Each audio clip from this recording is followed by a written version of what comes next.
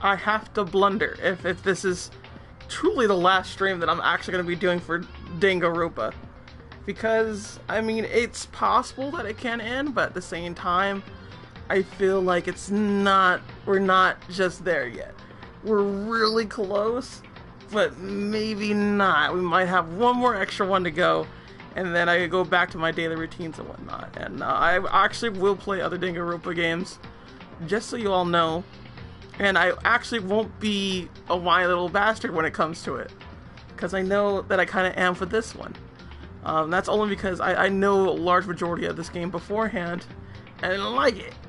And you're gonna see some bits, pieces. So we're gonna do a little thing here, I suppose. But for now, let's actually get started, shan't we? Because, you know, the more time we actually keep talking and talking on this little thing, the less time we have to, like, actually do stuff. The ultimate despair. A group of people who caused a tragedy 1 year ago. Those same people put together this killing game and began broadcasting it around the world. The most depressingly awful group of people ever. That is the mastermind's true identity. Our enemy has finally been revealed.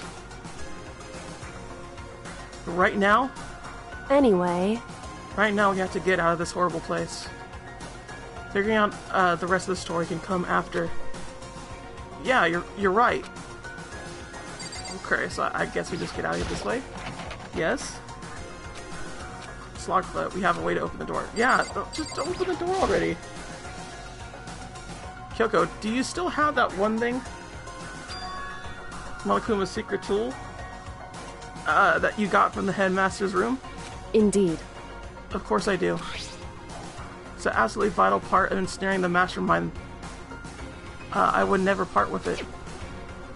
And it could open any door in the school, right? That's right. Then we should be able to use it on that door, right? Okay, so can we use it? Hey, Kyoko, we have to use the key of yours to open this door. It's true. Let's find out. Kyoko took out the key of Monokuma's design on it and slid it into the keyhole. And then... yes, it opened! Indeed. And now we have to get out of here. Let's go. Sounds good. We quickly opened the door and made our escape from the garbage pit. Finally! We're finally free. There wasn't even time to take a breath of relief, because the real fight had just begun. Ultimate pain, ultimate suffering, ultimate despair, ultimate execution, ultimate death. We're already at a deadly life here. After leaving the garbage pit, we found ourselves in a tunnel extending straight up like a chimney.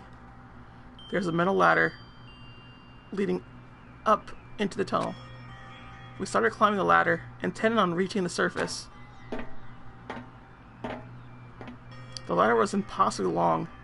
I couldn't even see where it ended. We climbed into darkness. The passage was so dark and cramped, I couldn't even see my own feet beneath me. I had no idea we were so far down. Hey. Don't lose your footing. If you slip, I won't be able to catch you. Yeah, I'll be careful. And now that when you said that, I'm getting kind of nervous. Maybe talking will help keep my mind off of it. So, Kyoko, there's something I wanted to ask you. You said you're the ultimate detective, right? So how long have you been doing detective work? How long? So... Ever since I can remember.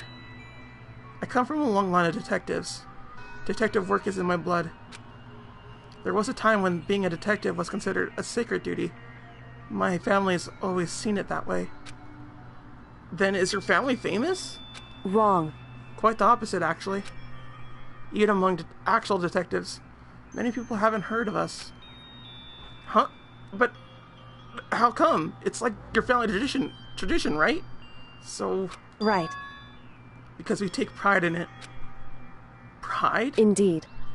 A detective is neither light nor shadow. We represent neither justice nor evil.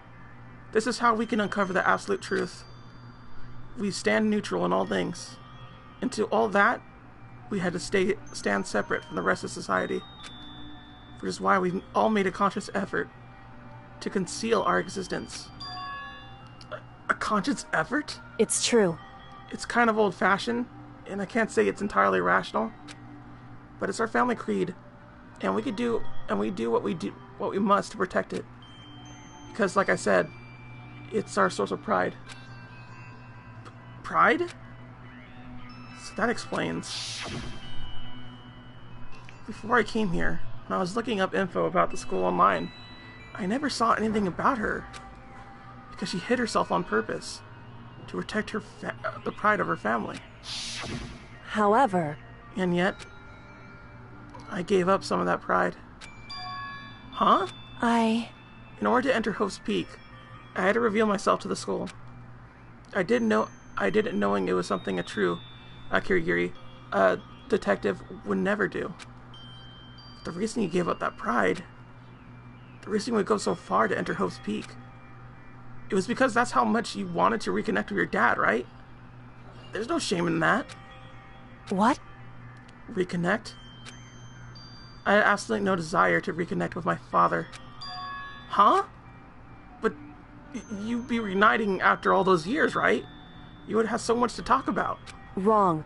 There's nothing I want to talk to my father about. However... There is something I want to say to him, though. What? No matter what it takes, I had to find him and tell him face to face.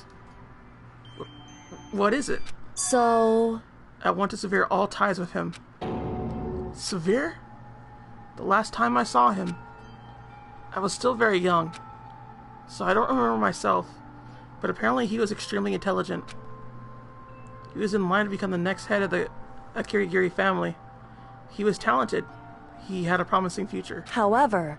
But he had no interest in detective work, so he cut himself off from the family. Not long after that, my mother died. He simply ran away. He went to my grandfather and they had a huge argument, and young as I was, he left me behind. I'm sure there was a reason for that. I'm sure your dad wanted to talk to you with him. Right. Or take you with him. If that's true, then I need to thank him. Thank him for leaving me. Because unlike him, I take pride in the work I do. I take pride in my family name. So every last part of me is happy he didn't take me with him.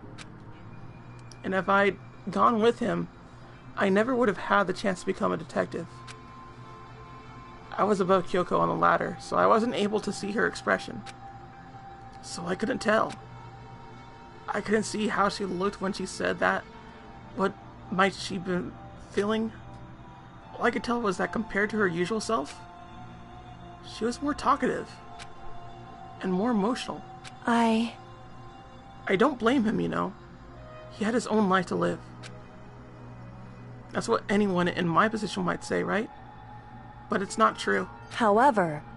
But there's one thing. One thing I could never forgive. Really? So... The way everyone else looked at me. I was never sad about being left behind. Like I said, I think it was a good thing. However... But the rest of my family looked at me. They saw something different. They only saw me as a little girl that was abandoned by her father. That's how they see me even to this day. His shadow has been following me my entire life. I'm sick of it. I need him out of my life. I need to step out of his shadow. Correct. That's why I have to find him and tell him we're no longer family. In order to settle the past. In order to remove him from my life forever. I had no doubt he forgot about me years ago. But your family! To just cut him out like that. Wrong. Our only connection is through blood. Nothing more. Are we connected by heart and soul? No. Hey. Is blood really enough to call someone family? Only connected by blood, not by heart and soul? I was so shocked to hear her say something like that. I didn't know how to respond. So instead, I said nothing.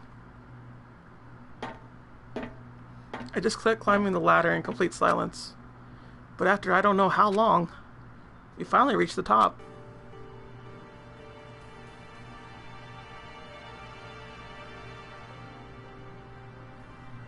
Looks like this is it. Indeed. On the other side of the door, Host Peak is waiting for us. We're back. That's right. Remember the hatch on the ground near the trash room? I'm fairly certain that's where we'll be coming out. I unlocked it earlier, so it should open without much trouble. Well, here goes nothing. I reached my right hand up and pushed against the hatchet. The hatch opened with ease, and so... looks like we're back. Whew. But I can't believe how long that ladder was. Now I'm exhausted. Can't exactly say we're safe and sound, but at least we're out of there. Now we're back in Host Peak Academy. Kyoko, thank you. I never would have gotten out of there without you. No thanks necessary. I was just returning the favor. Not like you don't like the Makoto meat, please. So now what do we do? I'm glad I didn't die, of course, but if the mastermind finds out... And I'm worried about you, too. You helped me, so they might... Listen. You're worried? Yeah, of course. So then... Then let's just get a concrete answer. Huh? In other words... Let's ask Monokuma if there's a problem with you escaping. Wait, that's... However... We try to hide, it's only a matter of time till we're found out. It's not like we could run away. As she said that, she pointed at the nearby surveillance camera. So you're saying that rather than stressing out over getting caught, we should just give up now? Don't worry. What do you think is going to happen? Isn't. Because the mastermind is the only one that's ensnared. The mastermind is ensnared. You said something like that before. What does that mean? So... The mastermind stood exposed during the investigation into Makuru's death. There was a moment where the mastermind let their guard down. There was? Right. We could talk to Monokuma, we can confirm it. It'll be better for us if we go to him directly, before he tracks us down. That should help with our negotiations. I'm still a little, super uneasy about this. But we don't really have a choice, do we? Indeed. Monokuma should be in the gym. Shall we go? Let's get going. Alrighty, cool. So we're just gonna go there. Alright, so since we have a little time to actually talk, I would like to say that I share the same kind of sentiment that Kyoko was saying when we were walking up the elevator about the whole entire not connected by blood thing. It doesn't really matter. Honestly, I always felt that way too when it comes to like any kind of family members or friends or things like that. Like, it's not about your blood relatives, it's about like who cared for you and who was like by your side and things like that. Like, there's no other thing about it, so it's kind of like they don't mean anything if it's just blood, people just get a free pass because of that. So another reason why I like her. Well now. Kyoko, I don't mind so much. I don't Makoto's believe supposed to be it! dead! What's he doing here? That's exactly how I thought he'd react. Are you really gonna be okay? Pum! You were supposed to be punished! Did Kyoko help you? What? So what if I did? What will you do? Shing! If the guilty party is exposed during the class trial, they alone will be executed. It's unfortunate, but that is the rule. So now I gotta punish you again. And this time, I won't leave anything to chance. Kyoko. Right.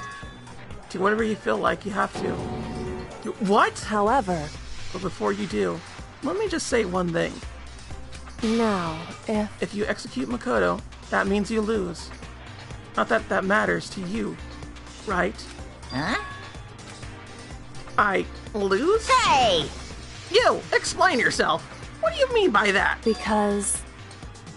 Well, you set up this latest class trial yourself, right? I was getting in your way, so you wanted an excuse to kill me. In other words, I was supposed to be chosen as a Blackened and then executed, right? Hey, what are you talking about? however, But when Makoto chose to overlook my lie, your plan came crashing down. The results of this trial aren't at all what you were expecting. Because you never imagined that in that position, one person would protect another like that. right, In response to the unexpected development, indeed. you reacted by proclaiming Makoto the Blackened and trying to execute him.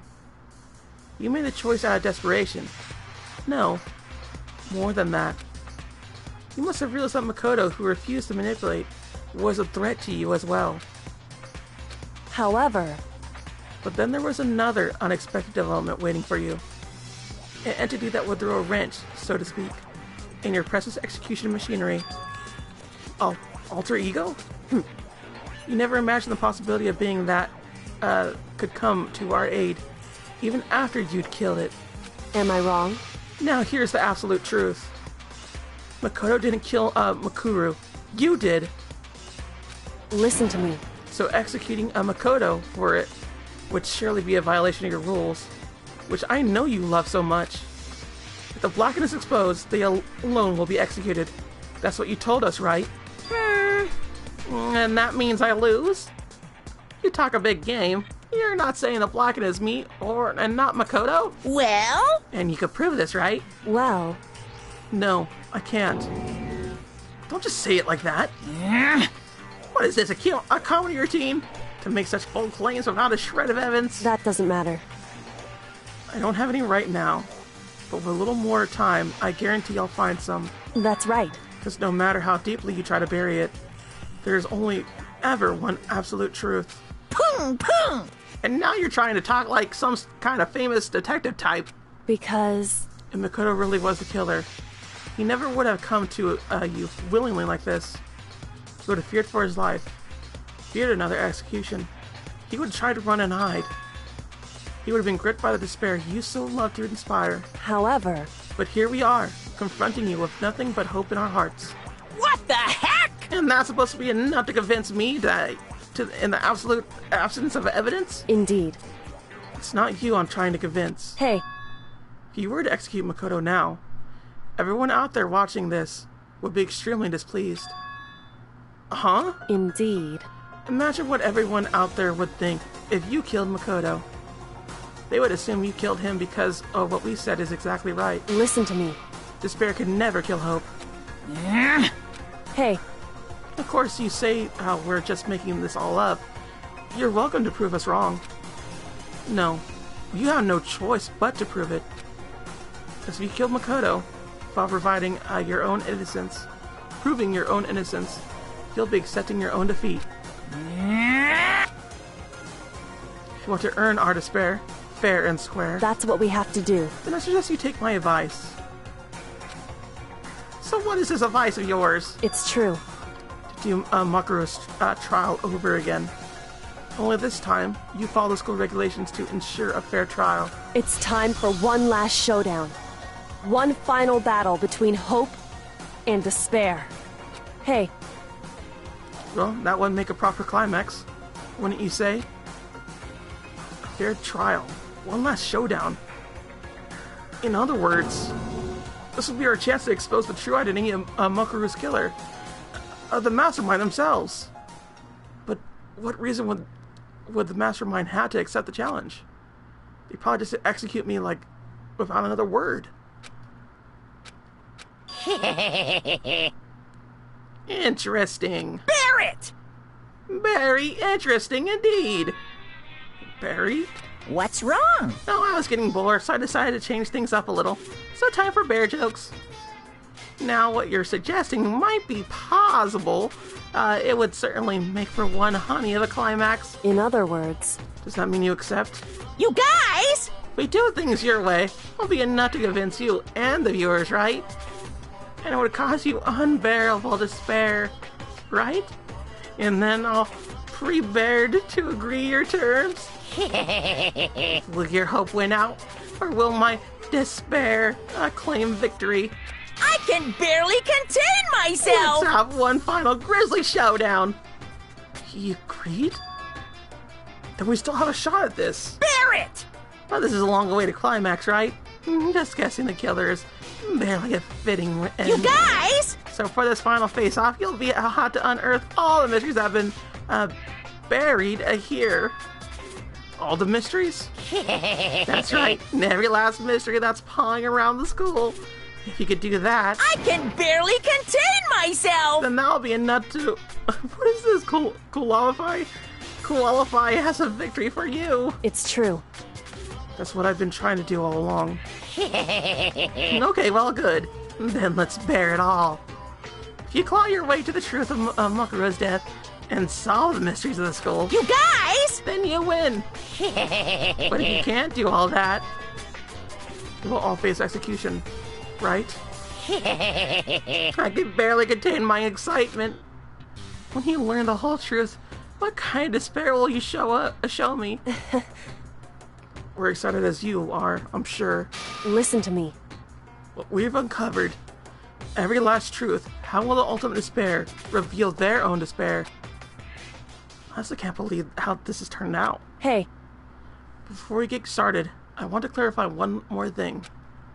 Do you remember the rule? When one student kills another, that's when a class trial is held. What's wrong? I remember that, for sure. So what? Hey. I just want to confirm that is what you said, right? And it's a true statement? You don't have to be so suspicious. I said it before, but it bears repeating. Everything is based on school regulations. And having a trial for Mokuro is no exception for that. Huh? Mokuro's trial is no exception? Then it's part of the regulations? Which would mean that whoever killed Mokuro... It's a very polarizing approach, I know, but okay, enough puns. Anyway, here's a hint. I'm sure I told you this already, but this killing game began with 16 participating students. All of them high school students. And the only people to take a single step in Hope's Peak since the killing game began are those 16 students. What? Listen. Are you telling the truth? Why do you go quiet all of a sudden? Now I'm really angry! I'm done talking. I got enough left to say to you. So get lost, would ya? Why so mad? He seems emotionally unstable. Hey! Leave me alone! Get out of here! Okay, I'm going. You're really gonna let me go? I don't even care anymore. You're all gonna get your punishment later anyway. Now you start getting it ready. A super duper extra special punishment. Overflowing with despair. Hey. Come on, Makoto. Let's go. Okay.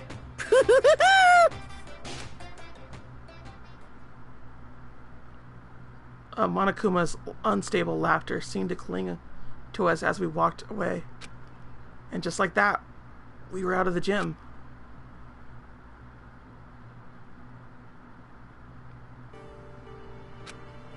Could hardly believe it, but somehow I ended up not getting executed. I still had my life, and we still had a chance. Overall, things turned out way better than expected.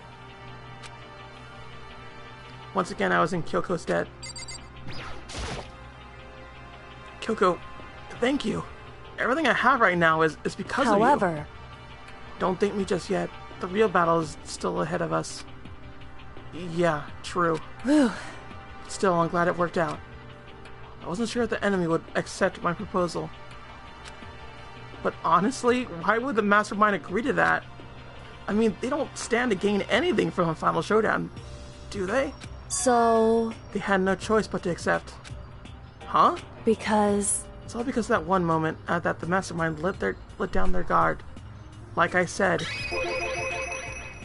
So when was it that the mastermind let their guard down? So... I wasn't there to hear it myself, but do you remember what the mastermind said?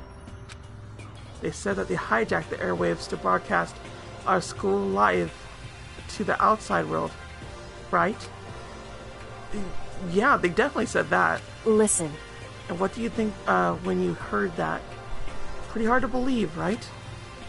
Well, I mean, the idea of actually taking over the airwaves seems so unbelievable. Indeed.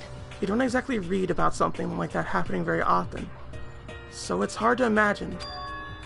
In other words, the kind of thing is extremely difficult to pull off, However, and yet somehow, the mastermind was able to do it. in other words, But think of it another way. There must have been some reason they had to do something that difficult.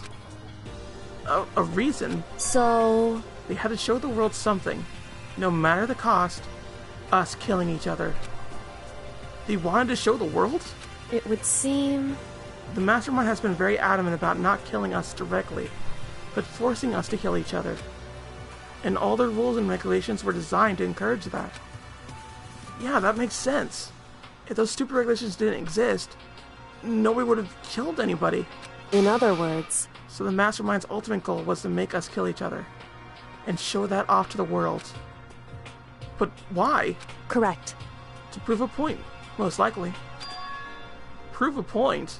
Hey, The outside world has a name for the students of Host Peak Academy, right? A certain concept. You're talking about hope, right? that's right. For those of us who represent hope, to kill each other and sink in despair. The mastermind wants the world to see that, to try and prove that despair is better than hope. That's their goal, as the ultimate despair. What? They want to prove that despair is better than hope? But that's ridiculous. It's true. You're right. It is ridiculous. Completely irrational. It's the kind of thing that nobody but those who call themselves ultimate despair would devise. That group whose only purpose and motivation comes from despair. But is there only one reason for making the rest of us suffer? Makoto. I know how angry it must make you, and yet the same motivation is what led to the mastermind revealing their weakness. What? In other words, Because their goal is to broadcast this killing game to the world. The mastermind has to be more particular than is reasonable about their own regulations.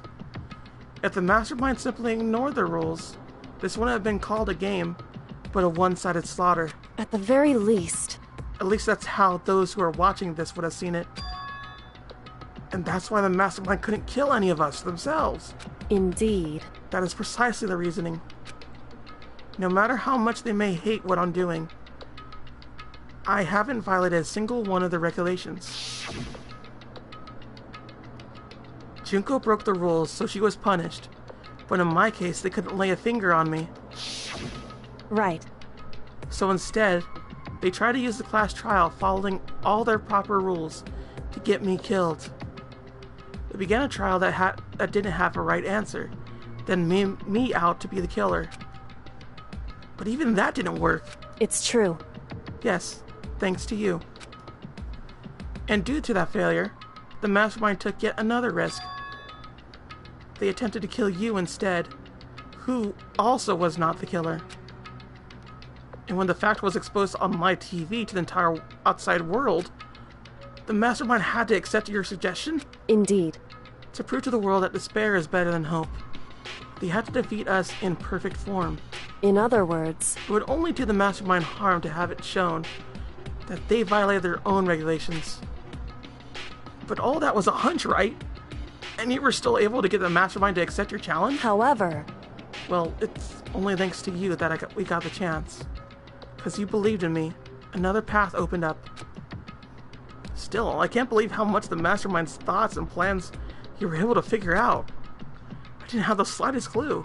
wrong. In the end, though, I couldn't prove any of it. It was just my reasoning. Essentially, I was making a bet. Whew. It looks like I got it right. This time, at least I won that bet. She went on a quick sigh. I took it as a small sign of relief. To be honest, I haven't been that nervous in a long time. I totally couldn't tell you were nervous at all.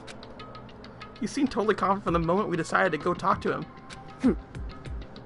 Well, Presenting a strong demeanor is a fundamental part of negotiation and persuasion, wouldn't you say? Plus, if I showed my uneasiness, that would have just made you that much more uneasy. Yeah, you're probably right. How pathetic. I freaking love how she's just like... She is like the total lead in this relationship, and I just love that so much to death. Like, you know, like some like people think that the couples are cute or whatever. Like she is clearly the cool character of the group, and like Makoto like just totally admires her for that. And it makes me like, it just gets me every time that it's like this. Like that's their dynamic. However...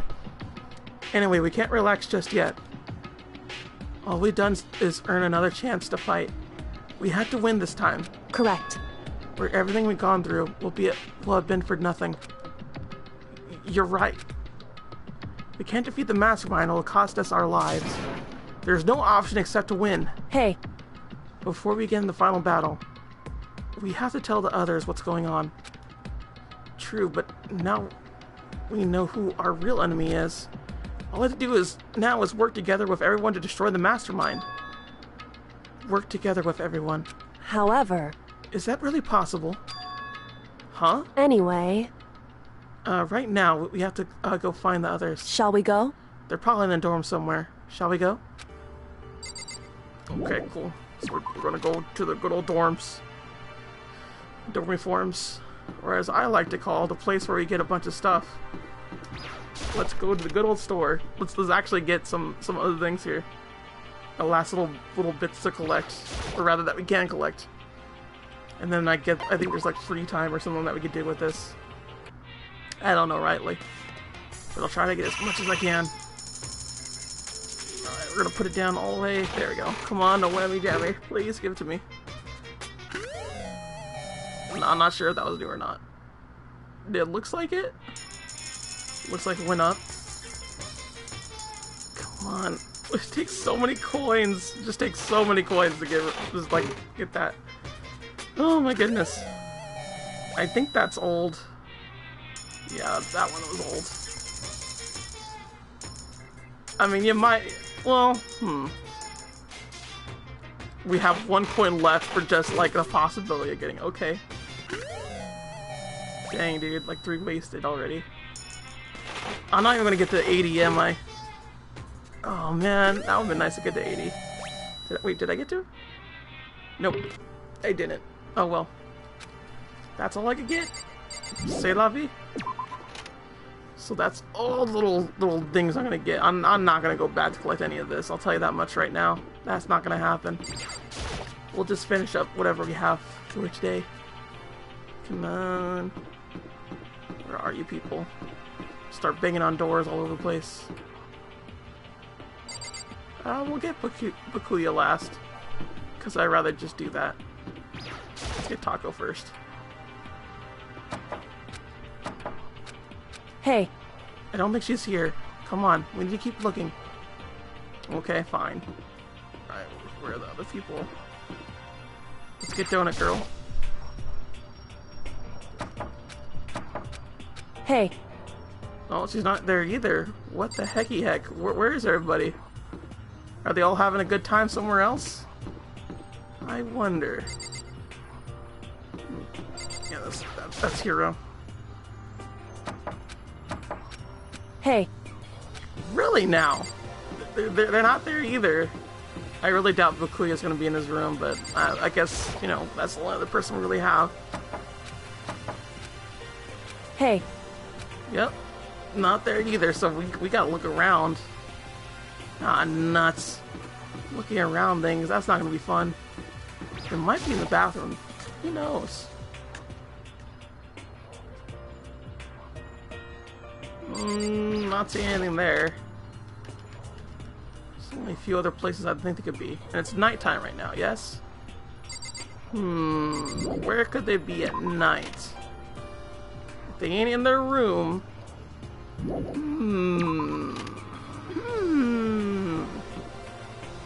kinda doubt they're in here. It says nighttime. But apparently you go in? Oh, okay. And so then we were greeted with... What the? You again? Is he broken? Whew. I suppose his emotional instability reached its limit. Jeez, what the heck? However, I wonder what that was all about. I couldn't help but let out a sigh of relief.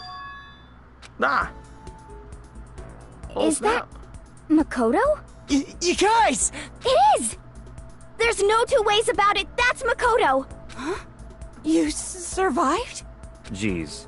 You're like a stubborn little cockroach, you know that? Oh, even Bakuya's happy to see me. I'm just asking to make sure, but you're not a ghost, right? I am a ghost. Hero, I'm a ghost. I'm here to haunt you. Everyone was there. All my friends who had struggled together and survived. As soon as I saw their faces, I couldn't help myself. I started to tear up. What? Wait, what's that smell? What the heck? Yeah, man, that seriously stinks. It's Makoto! He smells like a wet dog! Get away! Shoo! Shoo! In a flash, my tears dried up. They called him a wet dog. I don't know why people, like, say that wet dogs are just, like, not good. Like, they're not, like, they don't smell good, because I love the smell of wet dog. I don't know what it is. I like it. Maybe it's because I just like the smell of dog. I don't know. I don't know about all y'all, but I think it's a nice smell. I still can't believe you survived. Yeah, me neither. Do you realize what it is to escape execution? It was alter ego. He saved my life. That's right. Not too many people could say they have their lives saved by a computer program. I imagine it was a learning experience for you. Yes, it was. You stink. Are you rotten? I'm telling you! Rotten physically, mentally, every way you could be rotten. Sorry, I was rolling around in garbage for a while. The smell is so smelly. Super smelly. You smell even worse than me. Way worse than me. I win. She seems happy for some reason. So what have you guys been doing while I was gone? Well, we figured that since the trial was over, we'd have to access to new places again. And no dice. All the rooms that were locked before were still locked. So there aren't any new areas? Then where can we go to find new clues? Yo! Makoto, what is it like hanging out in the spirit world? I didn't go to the spirit world. You know? Did you get to talk to her? Who? Miss Cleo. No, I didn't talk to her. I mean, I didn't go to the spirit world. I mean, who the heck is Miss Cleo? She was a Jamaican lady that stole a lot of money from people. A lot of money. It's a reference. Makoto. There's no time to indulge in an extended happy reunion. We need to explain to everyone what happened with Monokuma. Yes. Explain? Explain what? But is it okay that you're here? What if the mastermind catches you? It's true. That's related to what I have to tell you. I need to tell you all about the last class trial. Huh? Last class trial? In other words, They're going to redo Mokuru's trial. Huh? What? Seriously? How about that? What's the point of redoing it? Makoto killed her, right? No, I didn't do it. Like I keep telling you. wrong. Makoto isn't the killer, and of course it's not me. Or any of you. Huh? Then, who is it? I see. What she's saying is, it was all the work of the mastermind. Huh? What? You're saying the mastermind killed, Makuru? That's right. It was all elaborate trap, contrived by the mastermind. Makoto spotted the trap in time and did what he had to stop it. However, But his decision meant that he would have to be the one to die. What did you say? You spotted the trap? Makoto? It didn't sound like it was easy. I just you know. However, But executing Makoto, who wasn't the Blacken, is a clear violation of the school regulations. The rules state that only the Blacken is to be executed. The Mastermind broke their own rules. Which is why I went and negotiated with them to have the trial one more time. Huh? And the Mastermind agreed? Does that mean they really did break the rules? They had no choice but to agree. You used TV broadcasting to gain the leverage you needed, didn't you? correct. Very observant of you. Naturally. I recall what you said at the end of the class trial. When you said, now it's the Mastermind that's ensnared. That's what you were referring to. Don't be mean! Hey, I'm totally in the dark here. For anyone who doesn't understand, you can ask Kyoko to explain it later again. So knowing all this, what do we do now? About that. It's all about who killed Mokuro, right? So our job is to expose the Mastermind? But there's more to it than that, correct? Yeah. For us to win this time, we have to solve every last mystery surrounding the school. Huh? Every last mystery? But... We've been looking all around this time. We still don't know anything, right? Anyway, You probably guessed already. But if we lose this time, everyone dies.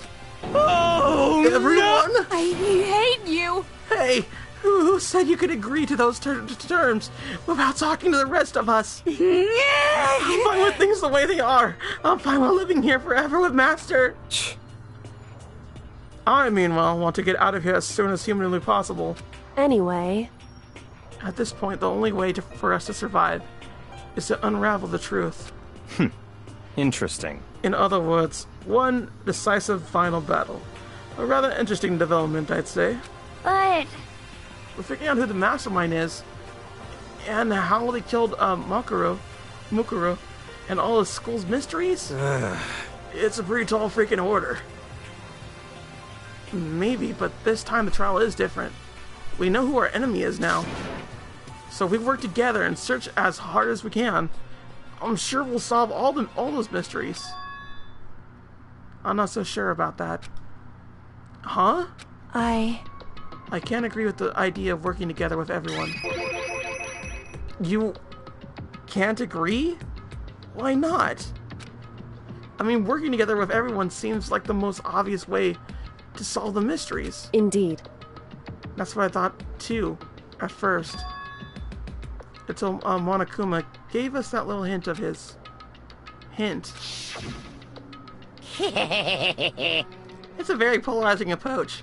I know, but okay, enough puns. Anyway, here's a hint. I'm sure I told you this already, but this killing game began with 16 participating students.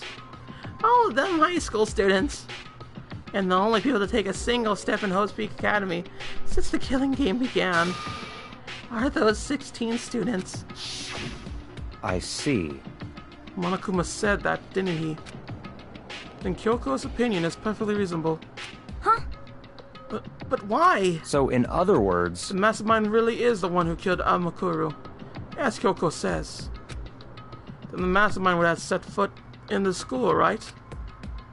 Monokuma could probably murder Amakuru, but there's no way we have to distinguish the scene like that. in other words, But according to Monokuma, the only people who have set foot in Hope's Peak are the 16 students who have been taking part in the killing game.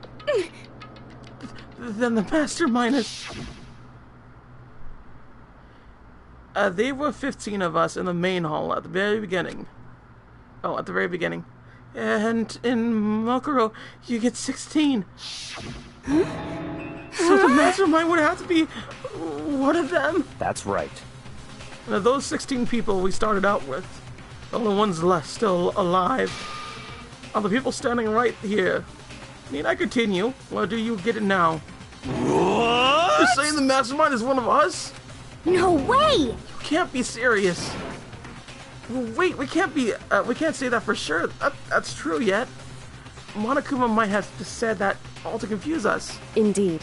It's certainly a possibility, but only one among many. The Mastermind being one of us is also a possibility. And that is one possibility we can't ignore. Yeah, I mean, they're the ultimate, right? The ultimate despair. So they must be a high schooler. You can't say it's not possible. But if one of us was a mastermind, they'd have to be controlling Monokuma somehow, you know, right? But did you ever see anyone acting suspicious anytime Monokuma was active? Well, Maybe they snuck off and controlled him in secret. but... I don't care how sneaky you are. But when you notice someone sneaking off that many times, I'm right? then maybe Monokuma was on autopilot. Maybe they loaded up all the dialogue and actions beforehand. In that case, there's no way we could have all those back and forth conversations with us. Well, it wouldn't be entirely impossible if they directed the flow of the conversation. Well, maybe, but still.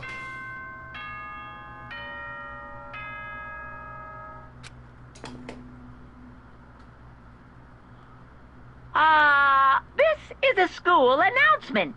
You've all probably figured this out by now, but at this point, the killing game has now entered true ending mode. So, in the name of fairness, I will unlock every room in the school. Look wherever you want. Solve the mystery in whatever way you see fit. What a nice guy. Then we can all meet up at the class trial, okay? How very magnanimous of him to unlock all the doors. That's fine. The time for talk is done. Now we need to begin our investigation. But... I was planning on working alone from the beginning anyway. In the name of my family. At this point, I could only rely on myself. And on the Takumi, the blood flowing through my veins. I have no time to worry about the rest of you. Each of you must uphold your responsibility. Goodbye. Well then. After making his final statement, Bakuya left the dining hall. Master, you did take me with him. Hey. Do you blame him? Without Master, the rest of you are like coffee with cream without the cream, or coffee. You're all totally useless. So bye. And with that, Toko trudged out of the dining hall. And now she's gone. And you're gonna go off by yourself, right, Kyoko? Indeed. That's right. Which just leaves Makoto, Hina, and me. You know? In that case, I'm gonna go by myself too. Just a second. Wait, how come? How about that? Just wait and see. I'm gonna use my totally awesome spirit power to figure out the mastermind's identity. Laughing loudly, Hiro left the dining hall. Aww. Everyone's really gone off by themselves. What about you, Hina? I guess I'll do the same thing. But... I mean, it's not like I don't trust everyone, you know? 'cause, I mean... But up till now, I haven't really been all that useful. I just depend on Sakura and everyone else. You're not useless. If you haven't been here, I would have died. Huh? Makoto? That's really nice of you to say. But... Still, I know I mostly been totally useless. okay. So I figure at least at the end, maybe I could find something that'll help us get out of here. So I'm gonna go off and do it all on my own. Okay, see you later. Hina was surprisingly high spirits as he dashed out of the dining hall. And once again, it's just us two. Indeed. Oh, so she's our little person that's gonna come with us? Not working alone, please, Kyoko. You're the only one that's not. So you're gonna go off on your own too, right, Kyoko? However, Well, don't misunderstand. Just because we're going to do our searches separately, doesn't mean we can't still work together. so... That goes for all of us. I think I see what you mean. Doing your own investigation doesn't mean we can't work together in the end. I should see it as us splitting up to cover more ground. Yeah, because that helps the Scooby-Doo gang so many times, right? Splitting up and looking for clues, and then Shaggy gets attacked by the monster. Like, every bloody time. Why is it always Shaggy and Scooby? Like, it's never just, like, Velma, Daphne, or Fred. like, they get it too, but, like, it's always Shaggy and Scooby that get the monster, and they flee up. There's enough about Scooby-Doo lore. That's pissing me off. Let's get going. Then we can get back together and share what we found. Yeah, that's right. So then... Well, I better get going. I have an endless list of things I need to check. Correct. Monokuma said all the doors in the school have been unlocked, right? So we should be able to invest every nook and cranny in the school. We can visit all the places we couldn't before. Makoto. No matter what it takes, we have to uncover the truth. By any means necessary. With that, Kyoko was gone, leaving only me. I'm not time to waste either. I have to begin my search. I still can't believe the mastermind might be one of us. So that's what I have to prove. I'll prove that the mastermind isn't one of us. I'll expose the mastermind's true identity. And solve the mystery of the school. And then we can all escape together. I guess I'll start by taking another look at Mokuru's Monokuma files. The explosion of the victim's identity is unknown. They were, however, dead before the blast. The victim had been stabbed a single time with a knife, which went completely through the body. They had also been struck in the head with an object about as thick as a metal pipe. The body was covered with other wounds, but these were at least several days old. Once we find out who killed Mokuro Ikusaba, then we'll know who the mastermind is. So where should I start my investigation to figure out who killed her? I guess I should start with the rooms that were locked up until now. The headmaster's room, the biolab, and a door in the data center with Monokuma's face on it. Oh, and the second floor of the dorms where the gate was down before. That should be open now, right? After all, I'll have to double check the areas that are connected to the murder. Which means the garden and the dojo. Okay, time to get started. Places to check. Oh no! Okay. So we got our big old list of things to investigate. Our last investigation, y'all. This is a very interesting thing to be doing. So we have the whole school to us. Kinda weird. The gate's opened. I can finally check the second floor of the dorms. Which means I have to do it. Ugh. This is the second floor of the dorms? It looks like some ancient ruins. Or no, it's more like a battlefield. Like a bomb blew up here or something. Yeah, it does actually. It does look like a bomb blew up. Ugh. Okay, you can't check it. So it's just like whatever. Ooh, geez. Yeah, that's a lot of rubble. Are people like under there? Because it's like red blood and stuff. So I can only imagine. Ooh. Ooh. I opened the door just a crack, glanced inside, and immediately closed it again. There wasn't even a hint of a bathroom. Just a big pile of rubble. Just the bed there. Okay, what's inside the bed? The bed is completely torn apart. I mean, it's not even a bed anymore. It's just garbage. Hey, yo. Got some garbage to go. Was that it? I guess that was it. I don't know. That's all we had right there. Fine by me. Mon chéri. Disco lady. So there's like one whole entire area that's just completely closed off. Oh, finally the bathroom. I could go. Even in a place like this, I can't. What? Are you serious? No one's looking at Makoto. You can do it. You can get away with this. You could go to the bathroom that way. It'll be great. Really? There's nothing in here. There's absolutely positively nothing in this. But it looks like super clean, that bathroom. Ridiculous. What does it say? Giraffe. Oh no! Not giraffe. Ugh. This room was filled with lockers. It must have been for Host Peak students who came before us. The class before ours must have used these lockers. Yeah, they certainly did. That brings the question whether or not there actually were like more of these games, essentially. Because you have to wonder. And wait till I get this locker room. Okay. Okay, this one then? Nope, locked. There's a card reader installed on the door. That must be how you get the locker open. After all, it's pretty similar to the card readers from the locker rooms on the second floor of the school. Yeah, and you have to use your e-handbook to open those up. So does that mean... Well, let's give it a try. And then... No luck. Maybe only the locker's owner can open it, which means none of us could do it. I mean, couldn't you just, like, grab other people's stuff? Can we open this one? Nope, no luck on that one either. So let's try this one. Let's try all of them. Alright, come on. Nope, nothing there either. Ugh. It's gonna be one of these. It's gonna be one of them. We just have to keep trying and failing.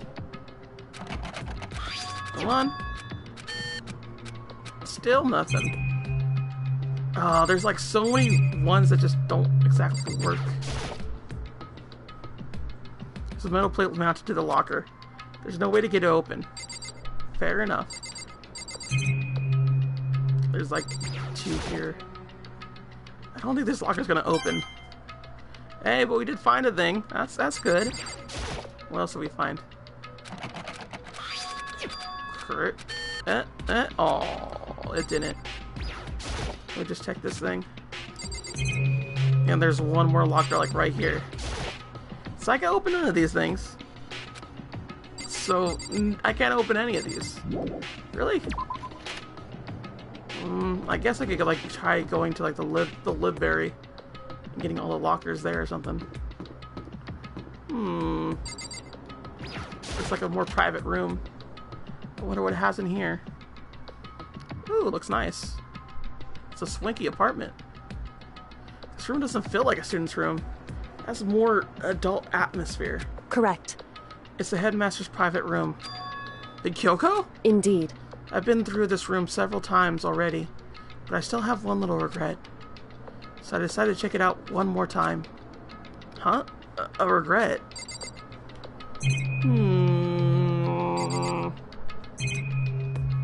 Why are like several things like right here? Oh. Well, we'll check chair. A leather chair. I can't imagine a student using something like this. It must have been the headmaster's. There's a PC on the desk. It must have belonged to the headmaster. It would seem... Whoever used this last, it looks like they were very interested in the ultimate despair. The PC still has some search results left on it. Then we might be able to get some info on the ultimate despair? However... There's not much, though. Nothing we don't already know. In other words... The ultimate despair isn't one individual, but instead points to some kind of group. The group was responsible for the tragedy, which happened 1 year ago. They're the worst sorts of people, whose driving force comes from despair. However... And that's all there is. Not much to it, is there? Whew. But I guess the best we could do is as a complete kirigiri failure. But any information about the mastermind is helpful, right? I appreciate whatever info we could get our hands on. Correct. I see. It's a good outlook you have. The ultimate despair. They have been added as a group. It's kind of weird. Alright, go into here then. Huh? There's a strange gap in the wall. Some kind of design mistake or a construction defect or something. So... There's a gap here, but not just any normal gap. I can feel a breeze coming out. A breeze? Indeed. There's likely an open space on the other side of this wall. Open space? Does that mean... You mean like a hidden room? I think I might know how to open it. You know how to open it? Did you figure it out some kind of trick or something? Indeed. Very easy trick, yes. So easy? I'm not sure you could even call it a trick. I saw a program on the PC that I think controls it. Enter the right password and the door should open right up. However... But I don't have a clue what the password might be. All I know is it probably is made of letters and or numbers. We can't really go from there. You're right. There's not nearly enough to go on. It's true. I looked around through all his paperwork, all the files on the PC. Everything I could think of. I learned more about him than I had any desire to. But nothing that might have been his password. Whew. And I think of how much I wasted on this. Jeez. So there's a hidden room she couldn't get into? That's what she meant by regret. I think we can assume that there must be some kind of clue waiting in there. Maybe for her, there's more to it than that. Anyway, if we want to get in there, we need to figure out the password. If Kyoko can't figure it out, no way do I stand a chance. No, wait. There might be a chance. The password could be something Kyoko wouldn't have thought of, or something she didn't want to think of. For example, what about your name? What? Oh, sorry, I was just thinking of what the password might be. I'm sure she hadn't tried it. I mean, it's totally understandable.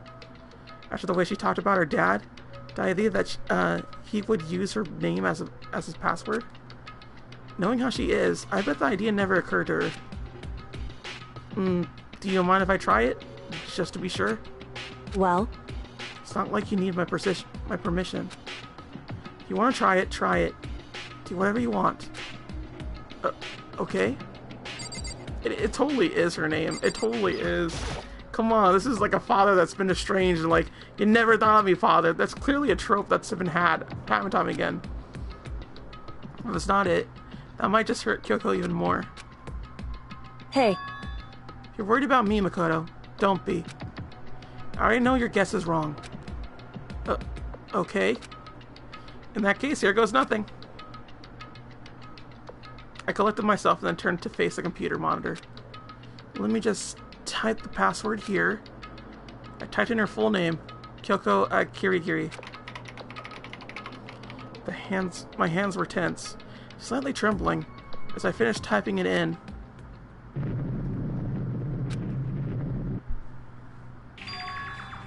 What? That did it? Kyoko, it worked! Why?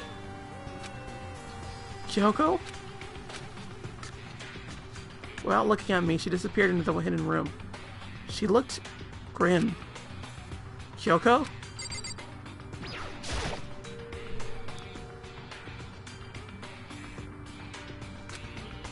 Hey, Kyoko. I may as well not have even been in the room. Her gaze was fixated on only one thing. A present? Wrapped and covered with such joy. So it made it so unusual. We'll check desk first, because desk is more important. What? Come on! There's some brightly colored blocks here. It seems totally out of place in here. The more I look at it, the more suspicious I get. Should we open it? I'm getting kind of a bad vibe from it. But I mean, we can't not open it. Okay. Makoto. Be careful, Makoto. Why? You think it's dangerous? No, not dangerous. But surprising. Probably. Huh? It would seem... It is what I think it is. At the very least, it's not something you'll be happy to see. Wait, so you know what's in there? Anyway... Just don't scream or anything, okay? Are you saying it's something that will make me want to scream? Okay, I'll just open it. Step by heavy step, I approached the box. I took a deep breath and took hold of the lid. Slowly, ever so slowly, I lifted it up. Light began to sneak its way into the box. I stole a hesitant glance inside, and... Kiko's device was no use. I let out a trembling cry. What was in that box? It was bones. Human bones. It was the last thing I expected to find in such a bright, joyful box. I mean, who could have possibly imagined? I see. Just as I thought. What? What was in the box? It was wrapped all nice, so I never would have guessed what was inside. Human bones. Okay, fine, we'll talk to her. Geez, I want to just check the desk. Just as you thought? How could you have known that? I mean, there were bones in there. Human bones! Wrong. Well, it's not like I was thinking of the bones specifically. I just had a feeling it would be his body. It's pretty much the same thing! A dead guy in a box? My father. Huh? What about him? Correct. What you found in the box. Those bones. That body. That's my father. Or at least, what's left of him. Are you serious? Is this Kyoko's dad? The same man who's been searching for? Hold on. How can you know that for sure?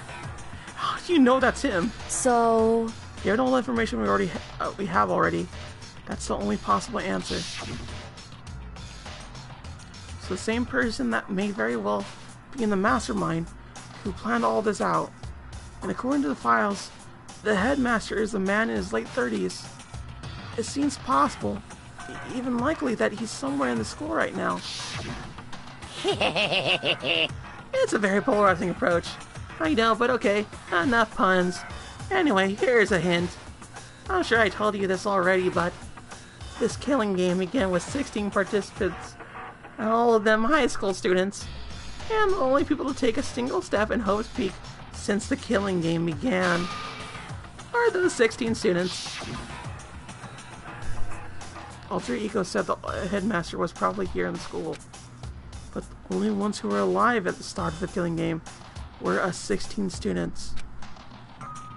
When you put those two ideas together, it doesn't take much to assume in other words, that most likely my father was in the school, but he was also dead. That's my assumption anyway. So Kyoko explained her analysis. She was completely calm. Or no, she wasn't calm. She was only trying to seem calm. She said it just as she thought, so she knew it was a possibility. But I had to believe that at some point, she wanted to be proven wrong, which is why she never looked in the box herself, even though she had plenty of chances. I know Kyoko wanted to see her father so she could cut off all ties. Was that all there was to it? I gave up some of that pride. In order to enter Hope's Peak, I had to reveal myself to the school. I did it knowing it was something a true Kirigiri detective would never do. Would she really give up her pride just like that? I couldn't help but wonder. Alright, I'm gonna check the desk now. Please, let me just check it. The headmaster's desk. It's probably hiding some kind of clue, so I really want to check it out, but I really don't want to touch Kyoko's dad's desk without her permission. Hey. Don't worry about me. Feel free to look around as much as you like. Are you sure? Because... Never let anything in the way of the investigation. I don't. Okay then. If you don't mind. Starting from the top, I opened the desk drawer and looked inside. I rummaged through each one, finding nothing but unrelated documents. But in the last drawer... Huh? Is this... It's the e-handbook, right? It was labeled on it that says, in case of emergency? I found some kind of emergency handbook in the headmaster's desk. In other words... A handbook with no limitations, given to the school's ultimate authority, the headmaster. I'm assuming that's what that is. I think you're probably right. It would seem... It might provide useful as we continue our investigation. Why don't you hold on to it? But Kyoko... I don't need it. If you don't want it, go ahead and leave it here. Then I guess I'll take it. Is it really okay? Now I gotta look at the picture. This filing cabinet seems kind of place you'd find a clue. I should take a closer look. Oh, freaking cherry nose. Went through each drawer one by one, starting from the top. All I found were piles and piles of unrelated documents. He was pretty dedicated to his job, huh? Well? It's just because he didn't have anything else. He could have inherited our family business, our legacy. Instead, he left it all behind. Now, If he couldn't even handle a job like this, he would have been that much more of a failure. I'm sure he couldn't stand the thought of that, and it made him desperate. Okay, cool. Huh? Is this picture? Oh, she looks so happy! She's such a babu. It's all faded. It must be pretty old. Wait, is this a picture of... Hey, Kyoko. why would you? Well, this is annoying. Came here to cut myself free of the past. And yet... To now find something like this? So what do you expect me to do now? Then I was right. It's a picture of Kyoko when she was a little girl. Knowing the headmaster had this picture all this time, he must have really cared about her. Why? What? I wanted to face him and tell him myself, to cut him out of my life for abandoning me. That's the whole reason I came here. And now he's abandoned me again. This time he even stole my only opportunity I had to move on. Has there ever been a worse father? Kyoko? Hey. Listen, Makoto? Can I ask you a favor? A favor? What is it? So... I know it's completely unreasonable to ask you this. I know it'll only inconvenience you that much more, but... Hey. Could you leave? Huh? Correct. Just for a little while. I just... like to be alone for a bit. Kyoko. Don't worry. I'm fine. I just need to calm down a little. Just a second. I need to... get my emotions in order. You know, Kyoko, you told me before that the relationship you had with your dad, how you're only connected by blood, not by heart and soul. But maybe that picture motivated him? Maybe he hoped to see me again someday? Is that what you were going to say? If so, it's just a theory. This isn't an issue that can be settled with theories. That picture doesn't change the facts of what happened. What I went through. That problem can't be solved so easily. You're right. I'm sorry. Anyway... Once I got myself under control, I'll return the investigation immediately. So please, just give me some time to myself. Okay, I understand. Then I'll see you later. That was a sweet moment. I'm not sure if that was in the anime, but that was a sweet moment. Is she really okay? Kyoko must have been a complete shock to her. I mean, it was a shock to me. To find out what happened to the headmaster. There's no doubt the mastermind performed that evil deed. They killed the headmaster. Killed Kyoko's father. They killed him. The headmaster is dead. The one leading the Hope's Peak staff, the one who finalized the plan to isolate you, was the Hope Peak's headmaster. So the same person may very well be the mastermind who planned all this out. According to the files, the headmaster is a man in his late 30s. It seems possible, even likely, that he's somewhere in the school right now. But we were all wrong about that. The headmaster wasn't the mastermind, which means the mastermind's true identity is... It's a very polarizing approach, and I know, but enough about puns. Anyway, here's a hint.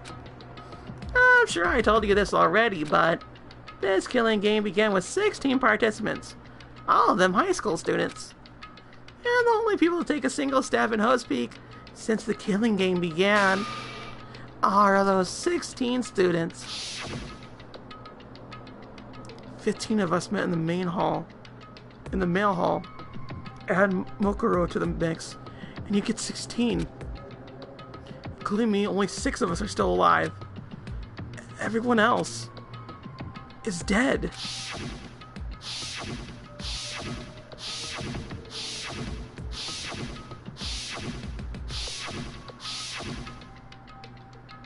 Even Mokuro. Even she's undeniably dead. So the ones still left alive are me, Bakuya, Hiro, Tako, Hina, and Koiko. When those 6 people are still alive, then there's no question. Wait, no, that can't be. I refuse to believe it. There has to be some other way. There just has to be. Alright. Looks like there's like 2 little things here. This is home to a computer. It must belong to the headmaster. Oh, hey, I got a thing. Nice. Was that all there was to it? I think it was. Also, I like to think of the idea here that she is actually crying inside there. Like she's actually like sobbing. Because of all that stupid stuff. She may have a very cool demeanor, but you know, like, hey, even Fonzie cried. That's the truth. And Fonzie crying really helped a lot of people cry too. It really did. So this time I should be able to actually get it. Wait, but what about the emergency handbook? I found it in the headmaster's room, a hidden room. Okay, let's give it one more try. I took the emergency handbook and ran that across the card reader and... Alright, just what I was hoping for. And now let's see what we got inside. This locker is totally disorganized. Whoever it belongs to probably has organization problems in every part of their life. This looks like Hiro's locker. This totally does. This is a crystal ball? A crystal ball? No, it can't be. There's no way he ever used this locker. It's just not possible. Well, it obviously is. Is this a deck of playing cards? No, they're tarot cards. But wait, aren't those used for telling fortunes? It's just a coincidence, right? There's all kinds of textbooks and notebooks stacked up in no particular order. And dust everywhere. I have to assume whoever stuff this is didn't do a lot of studying. Not that I could really talk. Trying to act as casual and natural as possible. I picked up one of the notebooks I saw. But the moment I looked inside the notebook, any sense of uneasiness I may have had evaporated. What? There's no denying what I saw. Inside the notebook was written, Yasuhiro Haguri. Is this our Yasuhiro? The notebook also contained a large number of notes from a variety of different classes, which would mean he attended classes. He attended classes here? No, that can't be right. I mean, Hiro came to this school at the same time as the rest of us, and we're all stuck into this evil world. We still had the chance to take. We never had the chance to take any classes. So, what is this notebook? Okay. Alright, so we got a couple more to go. Gonna unlock this. What? I don't see anything. Oh, that might be a clue. Okay. Really? It didn't have the audacity to like have anything else. This thing is practically empty. There's just one thing, some kind of pocketbook. I don't see a name written on it, so I can't say for sure who it is. But there's some writing inside. It could be important. I don't like violating the owner's privacy, but I better take a look. It looks like a girl's handwriting, and all the letters are spaced out evenly. Like whoever wrote them was measuring them. Whoever wrote this must have been really meticulous. Huh? I was flipping through the pocketbook, but my hand froze when I got to a certain page. I saw something familiar written there. Words I never heard before. There's a plan to turn Host Peak into a shelter and isolate the students here in a communal life. I decided to talk to the one who came up with this plan directly. It just so happens to be the headmaster and my father. He was willing to give me some more details regarding the plan. Here's what he said. The point is to keep our students' prodigies alive, to keep them as our hope for the future. Only their genius can overcome disaster, and only their hope can overcome despair. For the future of our country, our world, it's not an exaggeration to call this our last hope. We must isolate our superior youth from the corrupted world to serve as the foundation for a new era. This is the only hope we have. I hope that you'll be willing to go along with this plan. So that's what my father had to say to me. As usual, he made a selfish decision without consulting anyone else. I can't imagine a worse father. I mean, your father could beat you. Like, I'm just saying, like, you're just, like, giving out worse fathers here, not just, like, abusive dad material. But, like, who could be a worse father? She's a little too harsh, I think. Or at the very least, she does have some spite towards him.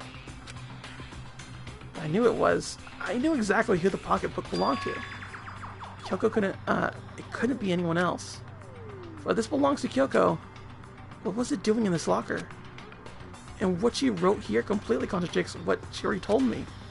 She said she hadn't seen her dad ever since he left when she was little.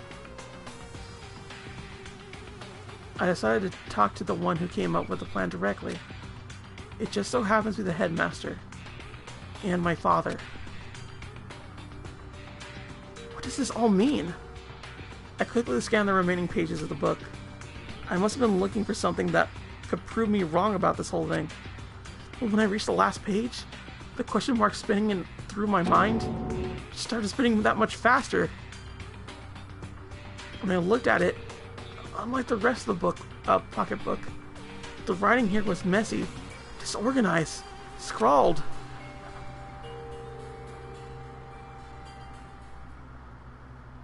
What is this? What does it mean? I have no idea. How could this possibly make any sense? Allah walks among us, and so we survive. There's a second despair. Oh, geez. Did she actually know? I wonder if she knew. Question mark. The more I see, the less it makes sense. Because these lockers, I mean, they had to belong to previous students, right? So what am I seeing is this? Why are these things in the lockers that look like they belong to people here? A notebook that seems like it belongs to Hiro, and a pocketbook that seems like it belongs to Kyoko. There has to be some kind of explanation. But if I want to find that out, I have to keep moving the investigation forward. And I have to believe in everyone.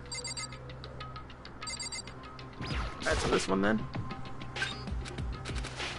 Okay, so no clues there. Yeah, we got anything? Nope, no clues there. So I imagine there's at least one more that we have to look at. Usually comes in threes. Okay. So there's like one more here. I guess not. I guess that's it. Okay, so I guess I don't go back. And we're all good there, would seem. There's not much else I could do. So I would say that we're done over this area now. So now it's time to go to Biolab? Question mark? Or I forgot what the other places are. The headmaster's place. So we can go and do that. But I definitely don't remember this in the anime, so I have to say at least chapter 6, they probably did expedite too much. I would say, I want to say. So at the very least, I guess it did kind of flub up that part of the anime or whatever. Honestly, I don't remember too much, but I kind of recall them kind of touching upon it, kind of not at the same time. So it's one of those things where I just don't properly remember. But, I mean, honestly, I'm going to still give it to the anime. The anime did an amazing job for what it was. And it really helped a lot of the pacing in this game, I would say. And I'm well aware that, you know, I take longer because I actually read things out loud and whatnot. But that ain't really the case of, like, me going, like, it has bad pacing.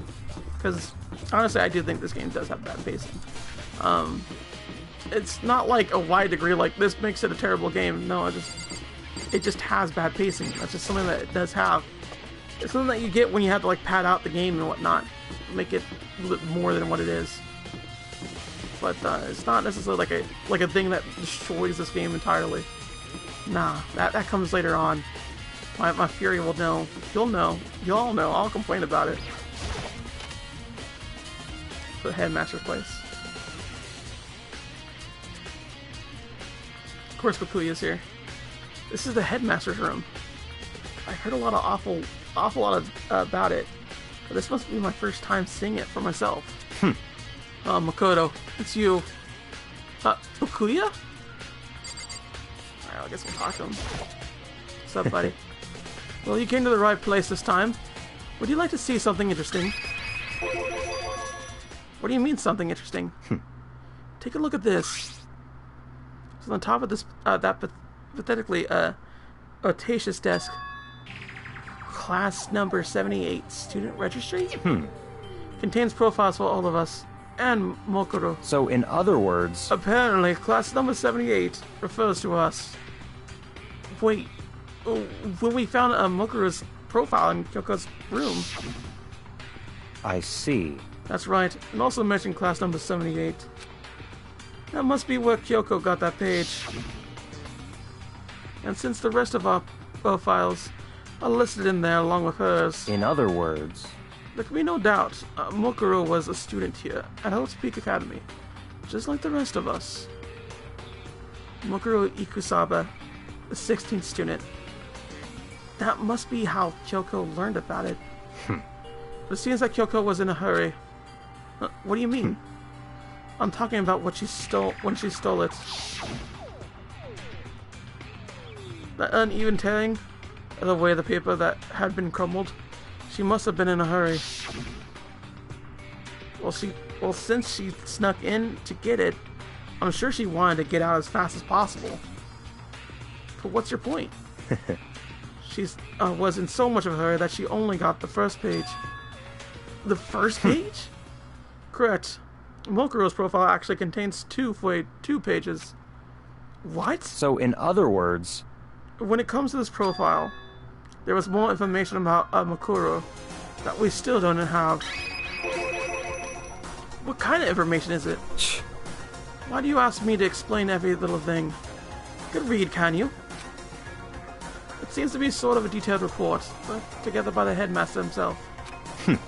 I don't know what kind of man he was, but I'm glad he left us with such an interesting clue. I was half listening to Bakuya as I skimmed through the report. Mokuro reappeared suddenly in the background of an entity floating. The entity floats. Close, but just out of reach. An entity known as the Ultimate Despair.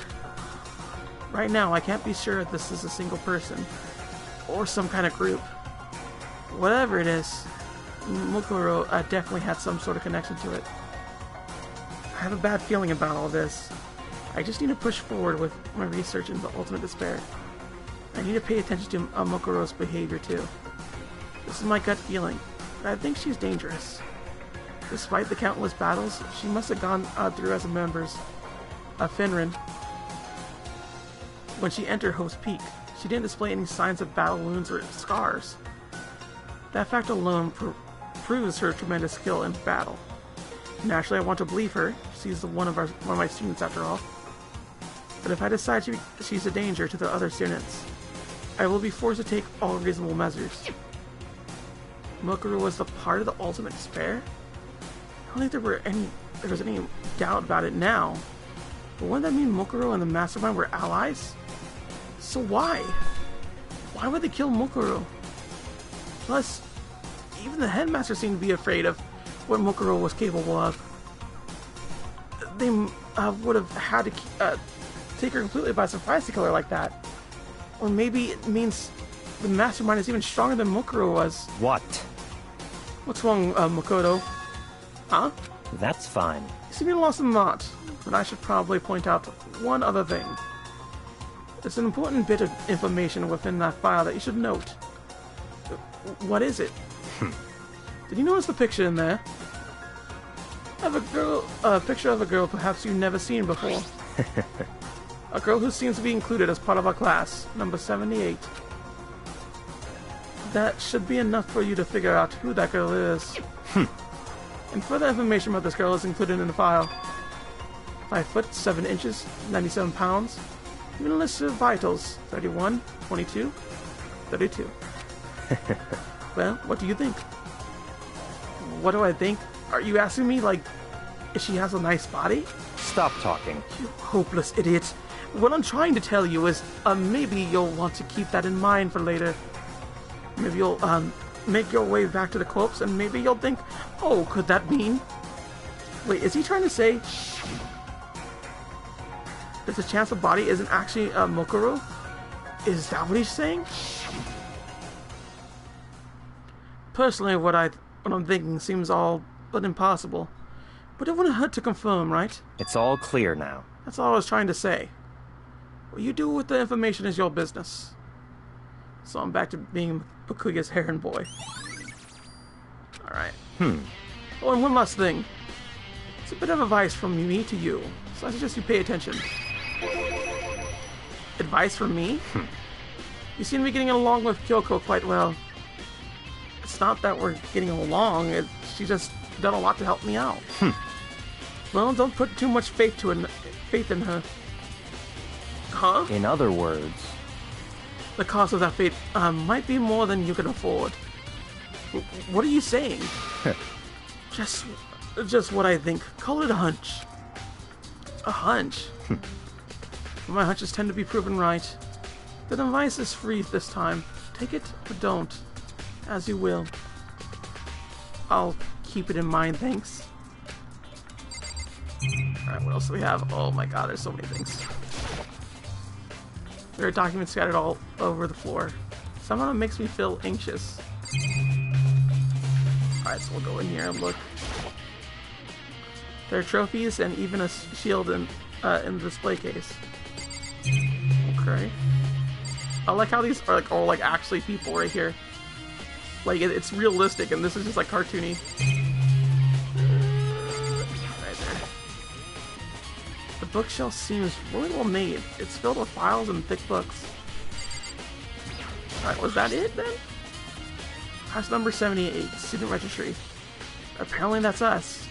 That's profiles on me and everyone I met at the beginning. And Mokuro. And just like us, Mokuro was apparently a new student here at Hope's Peak. Mokuro Ikusaba, part of the ultimate despair. Which means her and the Mastermind should have been allies. But then, why would the Mastermind kill her? Weren't they friends? Alright, so I got that done. I gotta go all the way up here. It's actually turning out to be a very hefty investigation part. I mean, I get why it is, it's kind of surprising as well. Alright, so we'll go to the last one over here, the bio lab. And that's the last new, like, unlocked thing, and then I have like 2 more areas to go after that. Ooh, who's in here? Well, here I am in the bio lab. It's so cold. It's like I'm normally cold. I feel like I'm in a giant refrigerator.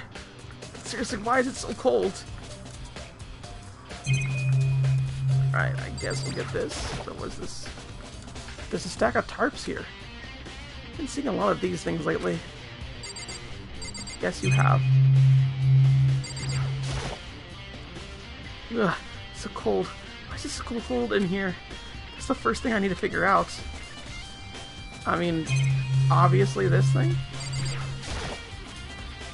There's some kind of weird machine or something built in this wall. I've seen something like this before. That's it.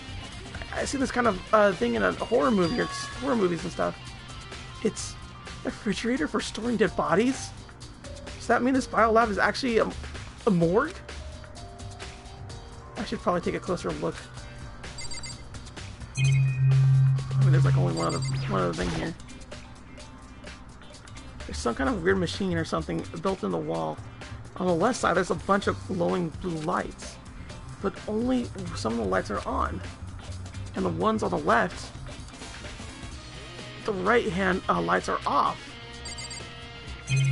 Okay. Well, there's some kind of booklet here. It looks like an instruction manual. We offer an eco-friendly alternative to standard dry ice for all your cadaver needs. In addition to germicidal labs, we also provide an ozone generator for the removal of ethylene gas. Simply insert the cadaver, and the blue light will let you know the automated systems have activated. Temperature and humidity levels will be adjusted accordingly for optimal settings. With our system, anyone can keep a body fresh as a daisy for as long as you need. In the unlikely event of a problem, the red light will activate and an alarm will sound immediately. The exterior is stainless steel, and we do offer an optional leather holster upgrade package. This is instruction manual for the fridge? Well, looking around, I think I get it. Seems pretty clear to me now. It's some kind of makeshift morgue. And about the lights by each slot. It looks like it's set up so when a slot is occupied, the blue light comes on, which would mean inside each slot lit up in blue, another one of the victims is... I can't let my emotions take control right now. There's one thing I could do for everyone who's dead, and that's defeat the mastermind. To do that, I have to continue my investigation. I don't have any other option. Alright, so we got that done. Go all the way over here. Then we gotta go to Mr. Dojo and Mr. Plant. We'll go to Mr. Dojo first and foremost. Because hey, why not? You know, Dojo, not Mojo. Why are you here? Oh, Taco, is this where you were? What do you want? Am I so disgusting you want me out of your sight? No, that's not it at all. I just thought maybe you'd find a clue. Well, I haven't. I didn't find anything. Not once a single clue. I figure since this place was related to the case, it would have something, right? But there wasn't anything out of the ordinary here. Give it back! Give me back my precious time! Calm down, Taco. What's your problem? Don't tell me to calm down. Do you have any idea what I'm going through right now? When everyone finds out, they're gonna call me useless, good for nothing. I guess. I mean, wasn't you a lover boy? Wouldn't you love to hear him tell you that? Nobody's gonna say that. Master Will? I'm not sure I could disagree with that. I don't want that. I'm sick of always being looked down on. Why wouldn't anyone accept me? Well, I don't think there are any clues here, so maybe I'm gonna get going. Yeah, I guess there isn't. I mean, we could just like take this thing again.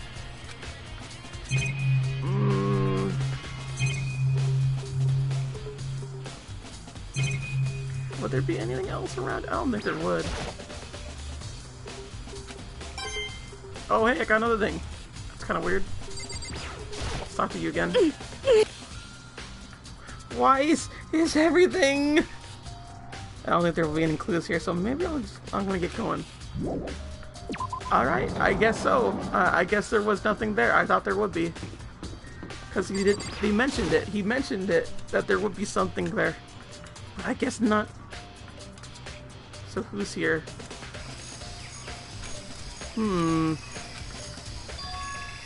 Huh? It's gone. Mokuro's body? It's not here. Yep, but there is explosive blast. And what is the other things here? Can we check the good old chicken coop? There's still just 4 chickens left. Honestly, I'm kind of terrified if there were more than that. Ooh-wee-oo. Maybe the body is inside the tool shed. Better check just to be sure. I didn't find anything even close to a dead body. If it was not in here either, then it must be... Could it be in the biolab? Of course, it's not the only thing I need to check in here. There's one other thing. That tarp. The tarp played a key role in another case, so I better look at it into it. The killer used the tarp to keep the sprinklers from getting the body wet, which means the killer might have left some clue behind here. Huh? I didn't notice this before, but there's a small stamp on one corner of the tarp. It says... Biolab? Then this originally came from the biolab.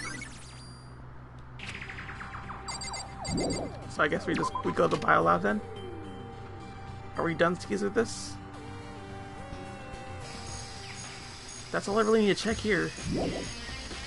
Alright, I guess we're going back to the biolab to see things. And I guess that's it? I imagine that's it. There's not a whole lot going on here. There really ain't. SmackDown versus Raw.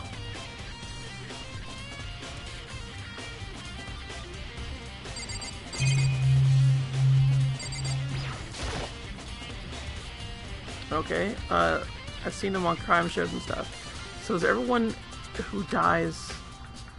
Does that mean... Since Mokuro's body disappeared from the garden, could it be in here? I need to check, but I had no idea how to open these things. Is it like a button? Okay. Well, I just look at the manual again, right? We are eco-friendly. That's kind of it. So I don't know what else to really do here. Okay, so maybe what can I do now? What's the list of things that I need to do? Report card, maybe?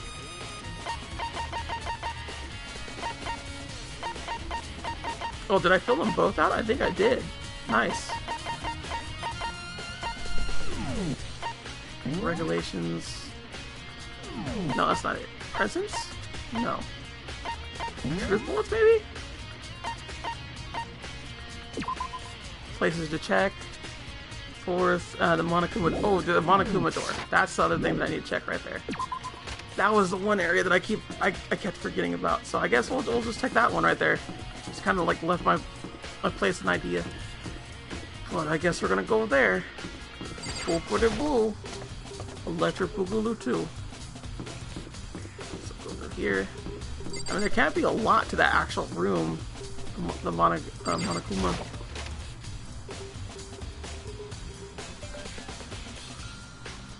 Oh, hey, she's here. Hey, Makoto. Are you here to look around too? Is that what you're doing here? Yeah, I can't help but wonder about that Monokuma door. Yeah. So I figured if all the doors in school have been locked, that one should be open too, right? But... Although, I can't bring myself to open it. I mean... Because it might explode, right? And that really sucks. So you open it. I'm sure she didn't mean it, but she made it sound like she was okay with me getting blown up. I mean, you know, it's like... you know, what else? Okay, so I guess I'll open it. Oh, wait, let me take cover first. I don't want to get exploded. Tina raced over a nearby desk and hid underneath it. Okay, go ahead. Everything will be okay, right? Alright, here goes nothing. I threw all my weight into it and the door opened. Much easier than I expected.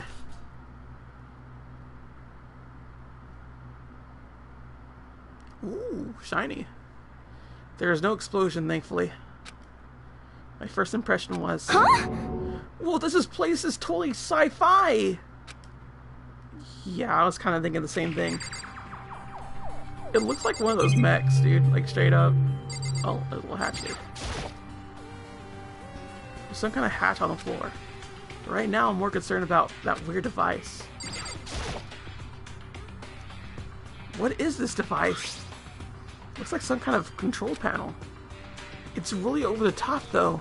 Like some kind of military installation or something. Yeah, it kind of looks like those mech cockpits, right? Hifumi would probably freak out if he saw it. Cockpit? So the Monokuma room has a control panel that looks like some kind of cockpit. That could that mean? Okay. Alright, let's just start poking at it or whatever. I'm gonna start pushing buttons. Hold on. We can't just... or whatever, something like this. But it was too late. Hina was already jabbing away at the control panel. Huh? Huh? Did you hear that? Yeah, I think it came from the other room. Hina, what did you push? I'm not totally sure, but... I think it was the that one. The button that says... Data Center. Data Center? I took a good look at the control panel. I saw a bunch of buttons, each with the name of a room next to it. And just like Hina said, there was one labeled Data Center. That must be the one she pushed. But the Data Center, that's right next door. The room we were just in. That's where the strange noise came from? I probably better go check it out. Yeah! Yes, please. I'm kind of scared at the moment right now, so I'll just cheer you on from over here. Alright, fine, whatever. Probably just Monokuma, honestly. Did I just hear what I think I heard? Is that Monokuma?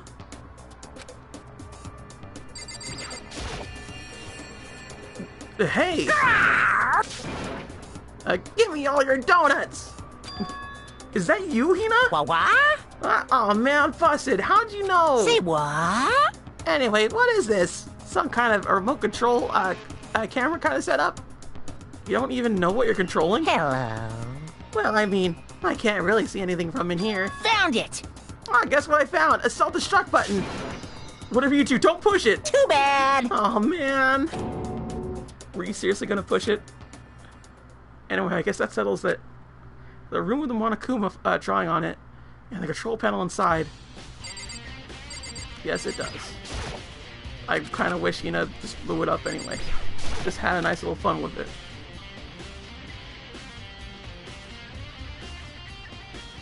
Ah! Oh, hey, Makoto. What the heck was that just now? Monokuma. Huh? Huh? What do you mean? What you're controlling just now, it was Monokuma. Huh? Monokuma? Oh! What, for real? Yeah, but it looks like the panel definitely controls Monokuma. Which means the mastermind must have been controlling Monokuma from this room. Yeah, they were definitely in here. The mastermind has been controlling Monokuma from this room. And this control room is totally separate from the data center with all the monitors. In other words... Hey, maybe the mastermind can't monitor us and control Monokuma at the same time.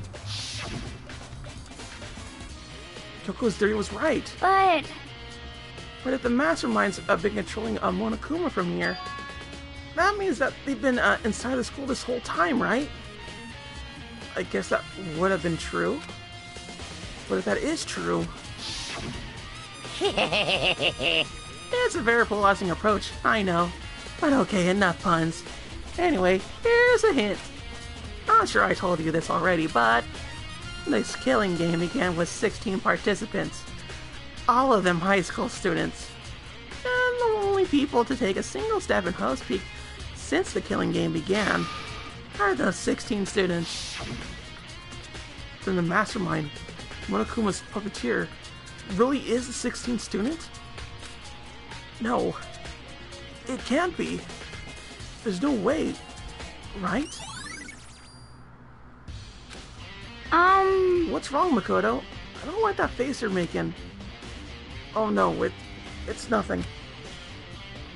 Okay. What about you? Is everything okay? 'Cause, I mean... Oh well, it's just... This is where the mastermind's been hiding, right? Who knows if they set up traps or something? I can't say it is impossible. But I really hope it's not true. So, like... So, You wanna leave soon? There's still a lot of other places to check out. Yeah, good point. Can't waste our time standing around here. Okay, you wanna get going? Yeah. Okay, I guess we're done with that. As soon as the door to the data center was closed, I heard a strange sound. What was that? The door, it just locked on its own! What? My hand shot out to grab the door. You're right, it's locked. But why? Of course it's locked, because the data center is now restricted. Monokuma? Just a second. Hey, no fair! You can't just go around restricting whatever you like. Hey, It's for your benefit. Because if that room stays open, I won't be able to move around. Imagine how depressed everyone would get if the school mascot just stopped moving. Then that room? Yep. As you may have guessed, that's where my controls are. So, right now you're being operated by someone in that room? Yes, indeed. Correctamundo. You're a liar. But that doesn't make any sense. We were just in there, and we didn't see anyone. Oh, you didn't, did you?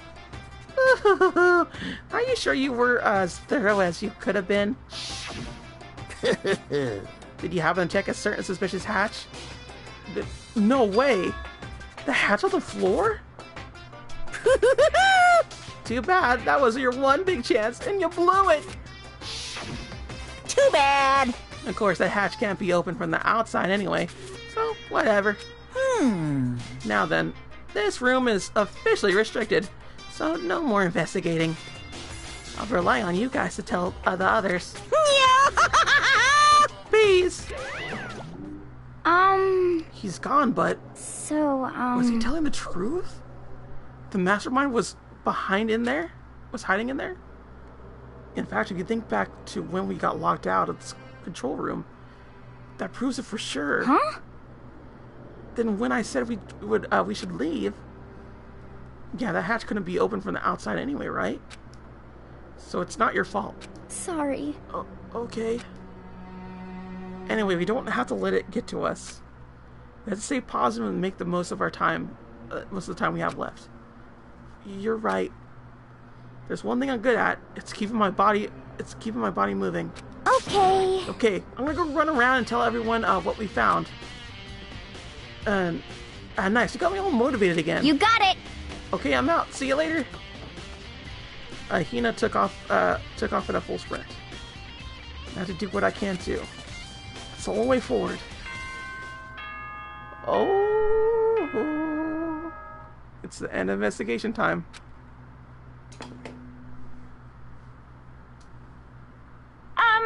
This is a school announcement. Is everyone working hard? Is your investigation coming along nicely? Well then, since you're all giving it your best, your generous headmaster will give you a little hint.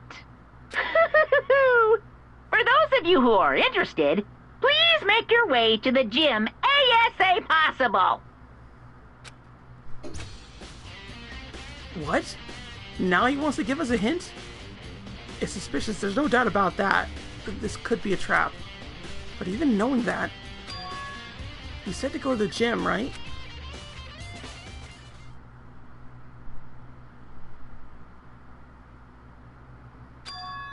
Oh, hey, hero. Makoto! Why do you act so surprised?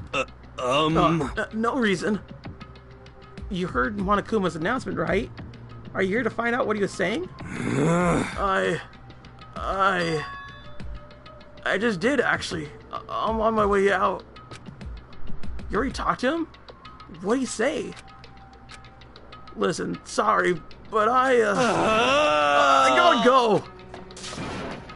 Hiro, wait! There was no point in trying to stop him. He ran off like a frightened animal. Hiro? It was like he was trying to avoid me. I was hoping to talk to him about the notebook I found in the locker. Has he been hiding something this whole time? Who knows? Was it Hiro? He can't predict the future after all.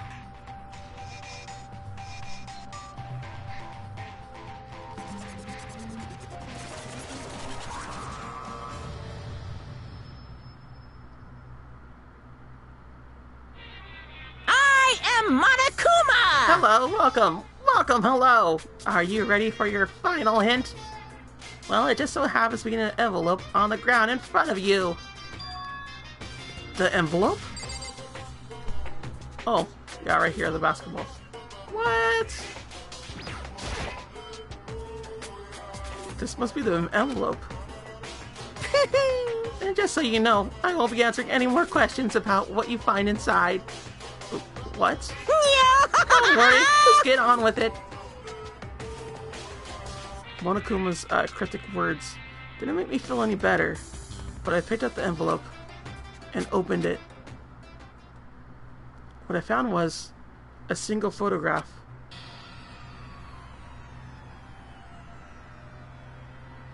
It featured a bunch of faces I recognized extremely well. It was everybody who'd come to Host Peak at the same time as me. Wait, but there's someone behind Sayaka. She's the only one I don't recognize. Wait, that's not true. I do recognize her. That's right, when Bakuya and I were in the headmaster's room, and we looked at that file. Mokuro Ikusaba? Then this girl is... What? Why? Why is Mokuro here with everyone else? And even more than that, just having everyone here pose like this is weird enough by itself. And we're all wearing matching uniforms. I don't remember anything like this. And now that I'm looking at it, it's not even everyone. I'm not in the picture. I'm the only one not there. This picture has all 15 other students, but not me. But I guess that makes sense.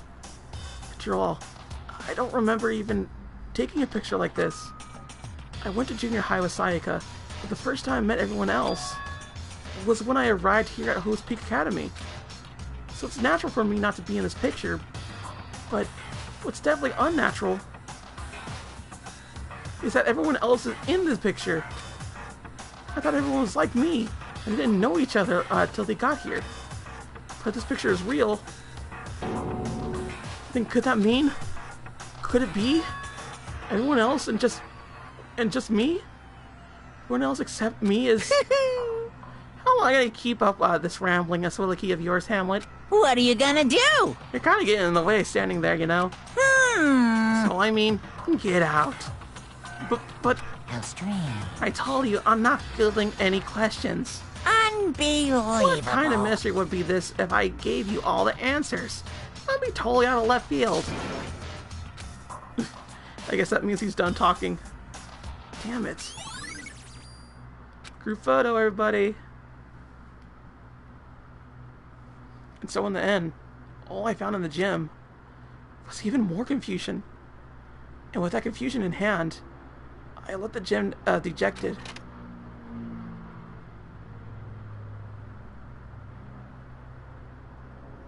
How does it count as a hint?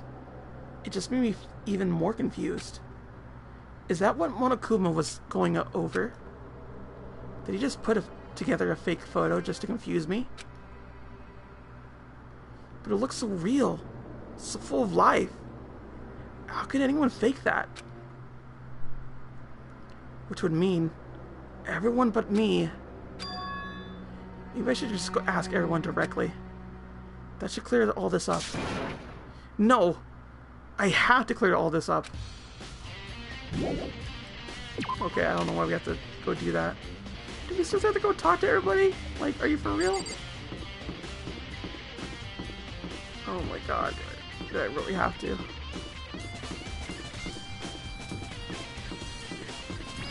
So, I guess, I don't know. I should probably have gone to Takuya, honestly, but oh well. I wonder if Hiro's around here somewhere. I kind of doubt it. But this is probably the longest investigation I've seen so far. When it comes to this game in particular. Definitely the longest one. So you can talk to Kyoko again.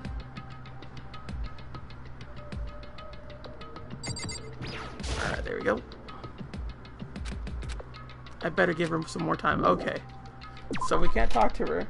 And I thought we were done with the investigation, honestly. But apparently we still need to talk to more people, which is kind of like, okay, whatever. I just don't know where they are. I don't know. Come on, come on. Ugh. All this walking around takes forever. It takes like 5 years off my life.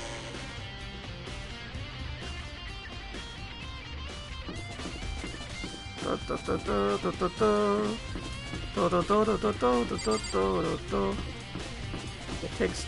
taking a while. Taking a big old while just to go anywhere. I just have to talk to Takuya or something. Or maybe go to Dojo Girl. That might be it. That might be the best plan. Because I didn't find anything in the dojo necessarily. So, I mean, maybe that was it. Still though, I was still like, I thought I was done. I thought I was done with everything, but no. This walking. Okay,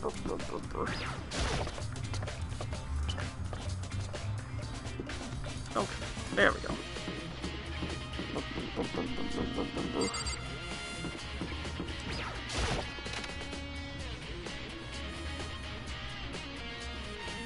Alright, Bakuya, are you gonna tell me anything?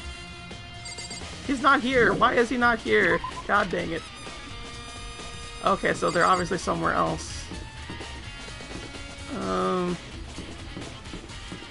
Don't tell me like the all left or something, did they? Ah, dang it. I might as well go up anyway, because it's gonna take longer to go back down to check everything. So we'll go to Dojo Girl real quick. Taco, what are you doing? Ah, great. They all probably left in the bay. God dang it, dude. They're probably at the elevator or something. I wouldn't doubt that one bit. Well, I'm gonna see if I can teleport then. Oh, he's here. What the heck? Hey, Hiro! Makoto! What's going on with you? Every time I see you, you freak out like that. No, no! Sorry, but I'm in a big hurry. Once again, he ran off like a terrified rabbit. Hiro, what's wrong? I still wasn't able to talk to him about the notebook I found. It was like he was avoiding me. Like he was afraid of me. Why? Does he think that I'm the mastermind? Did he assume correctly? That Makoto's the actual mastermind? Da-na-na. It's kind of weird how just... like he just left me. What about the biochem area? Would that do it? Because I'm sure there's still a thing there too. Kind of weird how you still have like a hero bit right there, but not anything else. I decided to visit the biolab one more time. And the first thing I saw when I got there was her pass out again. Huh?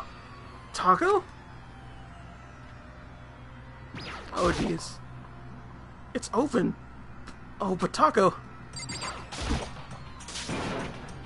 Taco, are you okay? No, she's not.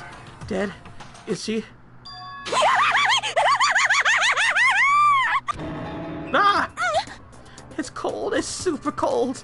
It's so cold I think I might catch a cold. If you keep taking naps in places like this, I'm sure you will. I see! What? I was sleeping? Oh, I must have fainted again. I bet you were standing there staring at me, getting all excited, weren't you? No, I wasn't. Have you reached that certain age? Oh my goodness. Oh, then what? Hot and bothered? Straight up horny? Okay, so why did you pass out? I don't know. Last thing I remember was me waking up just now. Oh, what do you do to Miss Morrissey? That's right. Your memory stops and starts each time you switch. Bingo bazinga! We share some basic knowledge, but our memories are very much separate. You SOB! And don't say it like it's a bad thing. It's a blessing as far as I'm concerned. Because even if she forgets something, I totally remember. Yes! So it's like double the memory? Oh no, it's more like half. Okay, so we got Genocide Jack's memory. Huh? But all I know right now is, where's my little darling? Tell me now or I slit your throat. I don't know. I'm sure Bakuya's around here somewhere, doing his own investigation. Yes, yes! By himself? I assume so. Oh, I'm I on knew fire! it, I totally knew it. I'm a total pro when it comes to all things master. Anyway, I gotta hurry. I can't even imagine how lonely it must be right now. She's an odd duck, that one. I don't think she's gonna be alright. The kids aren't alright. Taco shot off, her ear eagle laughter echoing behind her. Ah, I totally forgot to ask her about that picture. Well, there's no point asking Genocide Jack anyway. Besides, I have more important things to do right now. Why did Taco faint? There's gotta be some reason for it. Well, yeah, the body. She says something bloody and then boom, we're done. I'm sure they're all shut tight last time I was here. That must be why she passed out. Right. Oh, she faints so easily. Kyoko? Makoto. It's getting late, isn't it? Are you okay? Indeed. I'm sorry if I made you worry.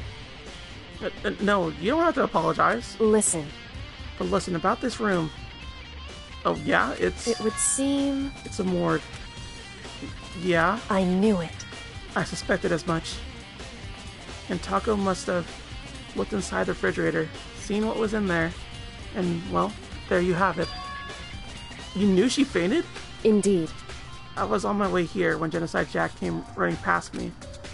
I assumed she must have sneezed, but once I got inside, the real reason became clear. It would seem... I imagine she came here to investigate, and when she opened the slot there, that's when she saw the body inside and dropped like a bag of rocks. Why is everything gotta be so difficult with her? Anyway... We should close it up. Don't want to leave it hanging open like that. Yeah, good idea. Makoto. Give me a hand like this with this. Kyoko approached the fridge and hand stretched out. But suddenly she stopped. What's wrong? Listen. Maybe we should wait a second before closing it. How come? Because Mokuro's body is in here. Mokuro's corpse? Mokuro's body is inside the fridge? I see. Just like every other time. The mastermind probably brought it up here while we were in the class trial. The mastermind did? Because they assumed we wouldn't be doing the class trial over again, I guess. So... You may be right. Either way, now I can finally get a good look at the body. Oh, that's right. Kyoko didn't get a chance to check the body during the last investigation. Makoto. I need to do my own examination of the corpse as soon as possible. I'm going to find a clue this time, and I'm going to grab the mastermind by the tail. Okay, so what should I do? So then... Why don't you just wait over there? I'll let you know as soon as I'm finished. Just wait over there? That's it? Okay. Doing what? Just kind of just doing whatever? Like, she's just straight just telling me just like I can't do anything else.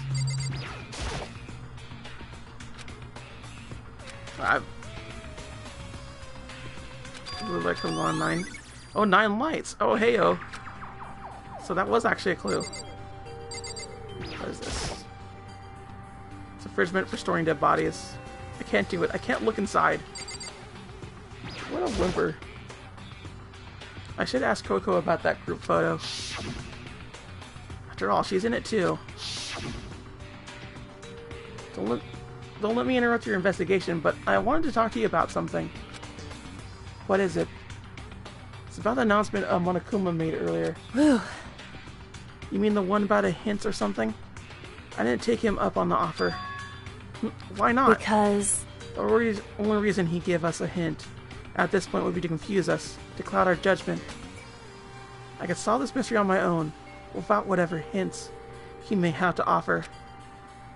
That's a good point. I wish I could go back and do the same thing, but what's done is done, I guess. Standing here, looking at her, I don't think she's hiding anything from me. Is she right? Did the mastermind forge that picture as a trap to confuse us? That's gotta be it. There's no other explanation. Okay, are we done? Or are we gotta look at more stuff? This is Braylon's camera, there's that too. I guess look at the tarp again. It's the same one I found at the garden. Okay, yeah. Champs on bio. And that's the tarp was used to help camouflage the murder in the garden. At some point, someone got into the biolab. Got from the biolab and took it over there. Okay, cool. Whew. Okay, Makoto, I'm done.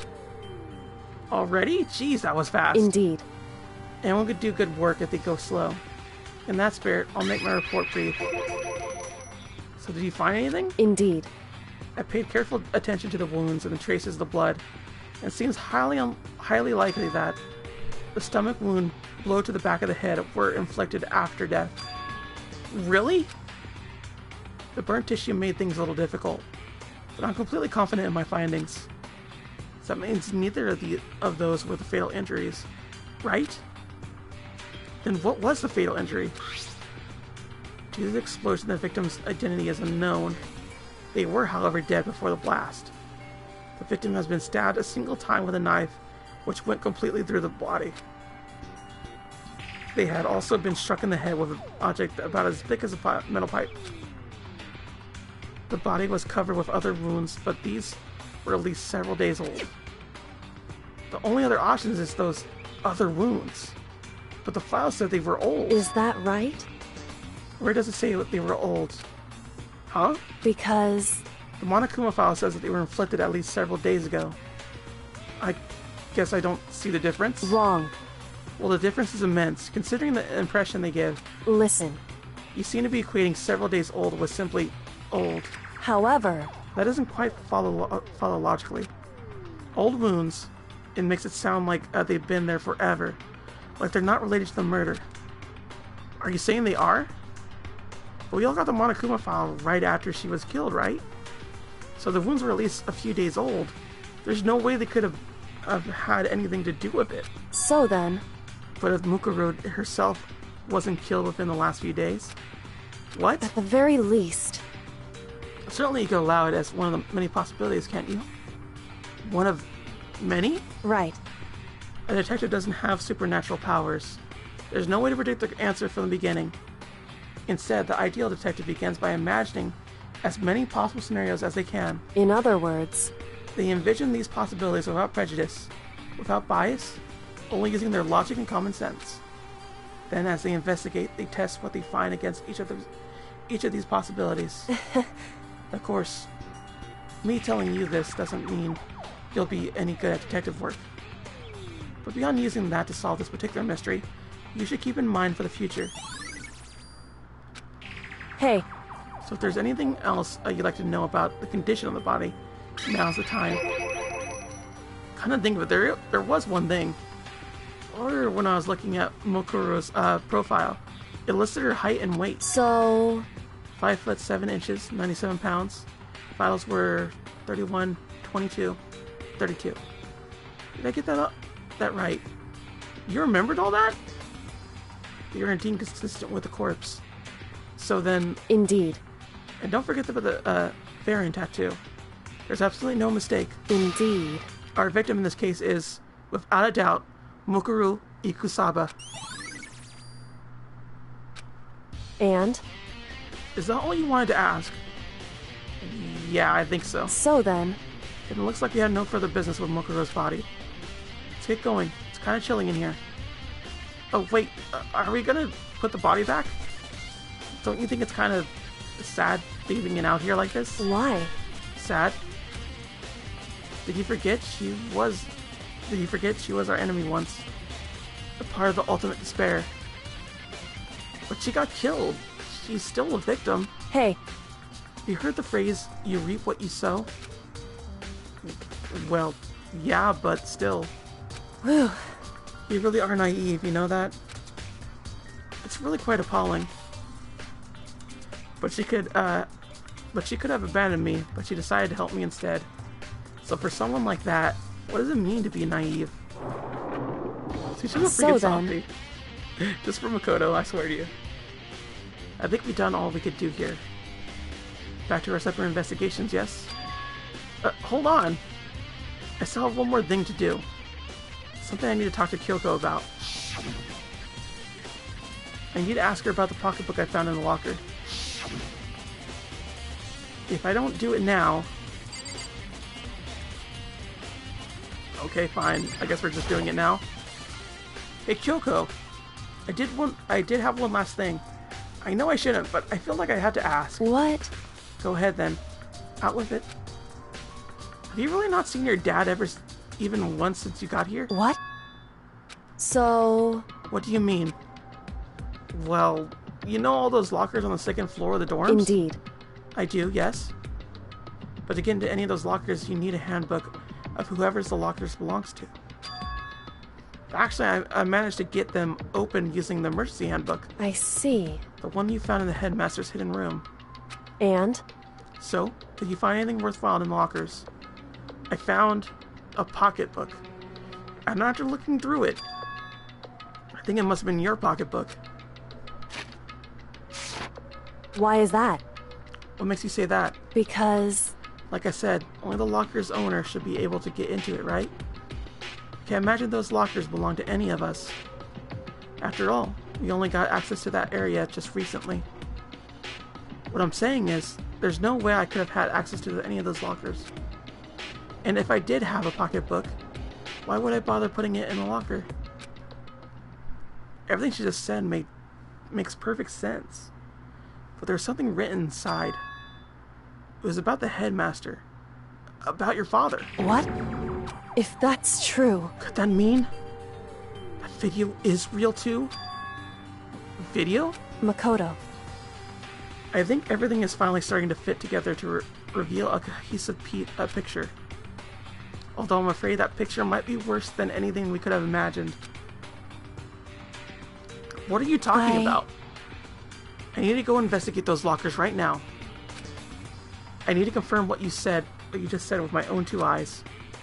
Well, let me give you the headmaster's handbook. That way you can... So... That won't be necessary. If I'm right about this, I won't have any problem you opening the locker with my own handbook.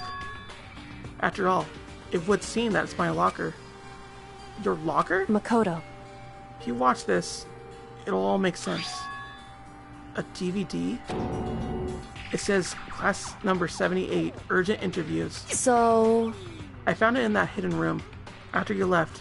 Anyway... I don't have time to explain exactly what I think it means, so just watch it and see for yourself. I think you'll realize exactly what it means.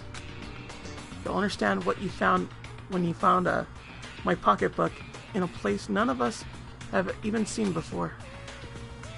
None of this makes sense right now. But I guess that means there's something, some important clue on this DVD. Interview DVD. Okay. Makoto. Oh, now it's my turn. Do you have a second to listen to me ramble? Ramble? In other words... So as it turns out, the arrangements I made didn't stick. What I mean is, I'm less and less sure of everything. Even my own feelings. You're talking about your dad, right? I can never find the answer to the questions I wanted to ask for the rest of my life. And all because of the mastermind. However... There's one thing I am sure of. When it comes to the mastermind, there's no room in my heart for forgiveness. I swore to destroy the mastermind. This is just one more reason to follow through on that. Kyoko's eyes burned with the fire of determination. The determination to destroy the mastermind. It's strange to be confronted with his death and suddenly feel this way. I couldn't care less if my father had found happiness. Why? So why does it bother me so much to know how he suffered? It's ridiculous. There's just no understanding it. I guess... She let out a small laugh as she said it, but her smile was filled with sorrow. Whew. So that's it for my rambling. There's still much to do before I can consider my task complete. Yeah, you're right. Hey. But keep this in mind. There's only one ever absolute truth. Whether the truth serves justice or suffering. Whether it's the greatest truth or the worst. What do you mean? Makoto. Even if the truth you uncover is filled with hopelessness, you still can't give up hope. Absolutely not, because all I have to do is keep moving forward. That's pretty much all I'm good at, you know? Indeed. Sorry if that was strange. So then... Anyway, I need to get going. I'll see you in the class trial. Leaving behind that final farewell, Kyoko was gone. I better get going myself. I got that DVD from Kyoko. I should head to the AV room to check it out. Kyoko said something about hopeless truth. But no matter what happens, I won't lose a hope. Even if it's the worst truth in the world. I can't afford to lose. So this should be the final piece of the puzzle, or the final little straw. Because I do remember this particular part in the anime. Or at the very least this DVD. And all the little bit pieces for it and whatnot. So I do remember this part. I do. But wowie zowie, this actually was a really long investigation. This is probably the longest investigation, I will say. And then also have the daily life to it too. So it's just kind of like, whoa, geez, that's a lot of things to say. I'm not necessarily mad about it or just like anything like that. It's just interesting how the last case is actually the longest. How they actually made it that way. I thought we were not gonna have this much time. Like I might have to actually do it in a different stream and whatnot, which I probably will do. Because we're like running over time, and I really doubt we could get done with the final trial in under an hour. I really, really doubt that. So with that being said, we're probably gonna have to figure this out later on, like next time. But for now, I need to actually get over to the stupid little doors and whatnot. It's kind of sad how none of the other rooms were really like used. Like they were used like one time essentially. Like each given door was pretty much used just like one time. It would have been nice to have a bit more to it, but at the same time I could see it being like completely tedious to do that. So it's like, what can you do? They should be able to play DVDs just fine. Well then, I better take a look. I took the DVD Kyoko gave me and put it in the player. It said that it was playing, but nothing appeared on screen. I stared into the black monitor. It must have only been a few seconds, but to me it felt like an eternity. And then, all of a sudden, an image appeared. Sayaka? It took me by total surprise. I hadn't seen Sayaka in who knows how long, and there she was. Okay then, are you ready to begin? The voice I heard was a man positioned on one side of the screen. It was the voice of a middle-aged man. I do apologize, but I hope you don't mind if I record our conversation. I'm a little slow, you know. I never really got the hang of taking notes while having a conversation. It sounded like he was trying to make a joke, but Sayaka's tense face didn't move a single millimeter. So this video is meant to serve as a kind of contract substitute. It's not that I don't trust you guys. It's more like insurance. So please don't worry too much. Now then, let me get straight to the point. There is a chance that you may have to spend the rest of your life here in the school. Can you accept that? You want me to accept that? Psycho is obviously at a total loss. It made total sense. Who'd agree to be spending the rest of your life in the school? Except... What? Thank you. And I'm sorry about all this. Well, I can promise you that I will do everything in my power to keep you safe. As the headmaster of Hope's Peak Academy, I give you my word. As if on cue, that's where the video cut out. There's a lot I hadn't understood up until now. But this, only this? I simply couldn't comprehend what I heard. Because I know how much Sayaka wanted to get out of here. I know how much she wanted to escape and pursue her dreams with her friends again. She wanted that so bad. She tried to frame me for murder. So why would she say yes to living here for the rest of her life? As I sat there thinking about it, I noticed a sudden light. On the monitor, the video that I thought was finished flashed back on screen. The eyes darted back to the screen. And if I was confused before, what I saw next pushed me right over the edge. Huh? What I saw was me. Impossibly, undeniably me. So, Makoto, before we begin, I should let you know that I'll be recording our conversation. Yes. Me and the headmaster were looking at each other. He and I were having what seemed like a fairly normal conversation.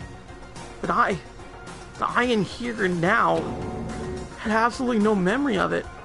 I had no memory of even meeting the headmaster, much less sitting down to talk to him like this. Now, shall we get straight to the point? Makoto, there's a chance you may have to spend the rest of your life here in the school. Can you accept that? Yes. This can't be real. I said yes. I'm sorry I'm putting you through all this. Well, I mean, we don't have much of a choice, do we?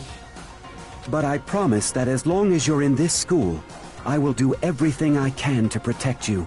As the headmaster of Hope's Peak Academy, that's the very least I can do for you. Once again, the video cut out. From there, the video repeated the same scene again and again with the others. Bakuya, Sako, Hina, everyone. They all said they agreed to live in the school forever. And then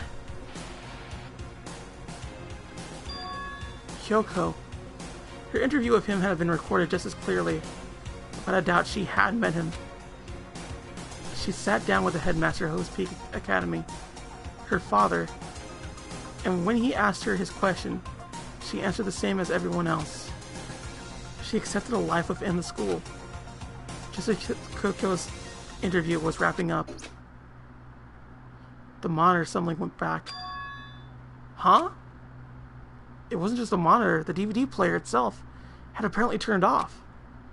Which of course meant the DVD wasn't playing anymore. What the heck just happened? Say what? Oopsie, looks like it broke out of service. What? It just so happened to break just now? Too bad. Now then, when... it doesn't matter. Failure can strike anywhere, anytime. That's what failure is, right? Failure my ass. You cut the power on purpose. Well, whatever. You've not watched the whole thing, it'd just be more of the same. He'd ask them the question, they all say yes. I can't help myself. I let out a huge, exasperated sigh. But as I did, I remembered something. That's right. I fainted too. And when I woke up, I noticed a strange feeling of separation within myself. A disconnect. It would seem... Thinking back on it now, at that point my memory was gone. At that time, I'd forgotten. I couldn't remember what I'd come to the school, and I couldn't remember what my ultimate ability was. But what would make you forget all that? Hey. Strange, isn't it? It's hard to imagine it happened by chance. It seems much too convenient. A convenient outcome? Something that seemed so obviously worked, seems so oblivious, worked in favor of the mastermind. So does that mean I've lost my memory too? What about the others? Have we all forgotten? Or...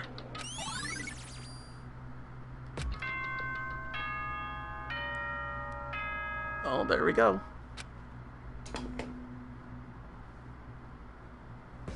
For anything that has a start, there has to be an end. And if the end comes, then that means it's time for a fresh start. There is no night that doesn't have a dawn. Although that dawn is totally pitch black, there is no storm that won't eventually end. Of course, then that leads to drought. But as I said, every end is the promise of a new beginning. Which is why I'm sure we'll get to meet again, because the end is only the beginning. Anyway, let's get started. The beginning of the end of the class trial. Everyone gather once again at you know where.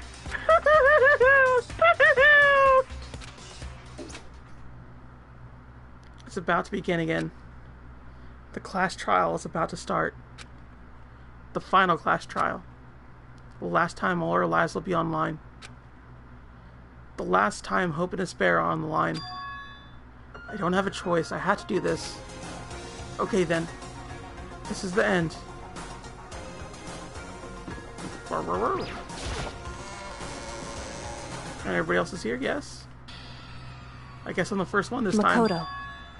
You're early, Makoto. Listen. Does that mean you feel prepared? Yeah, for now at least. But where's everyone else? Why aren't they here yet? However... Don't worry. I'm sure they'll be here soon. And just like she said... Bakuya? Bakuya? They arrived one after another. But they were all in the same state of shock. Kina? Hero? Silence. It wasn't any normal silence. It was a deafening silence of fear and suspicion. It was like the first class trial. You called for me and so I appear. I'm on fire! Strong silent master is so wonderful. So cool, so hot. My loins are ablaze. Yes! Now listen, everything will be just fine if you leave it to me. My beautiful scissors! With my scissors in hand, I'll stab and gouge and shift the master of evil. But I thought you couldn't kill anyone but adorable little boys. If it's what the master wants, it could be a boy, girl, or whatever in between.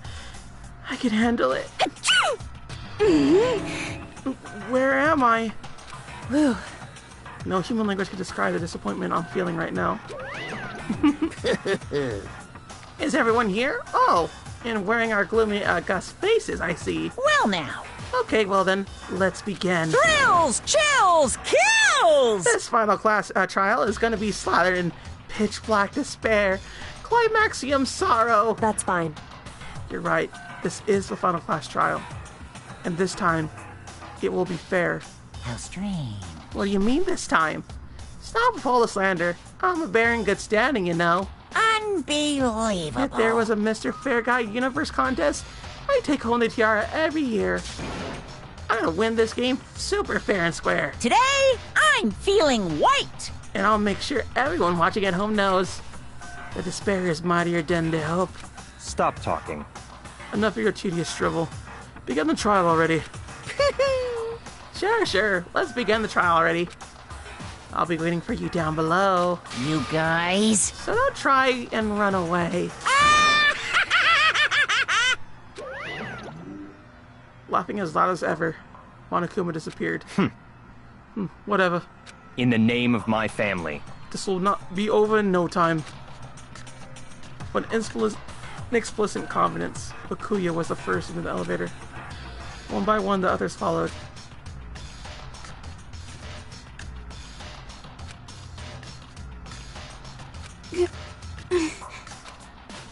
Nobody made eye contact. Nobody said a word.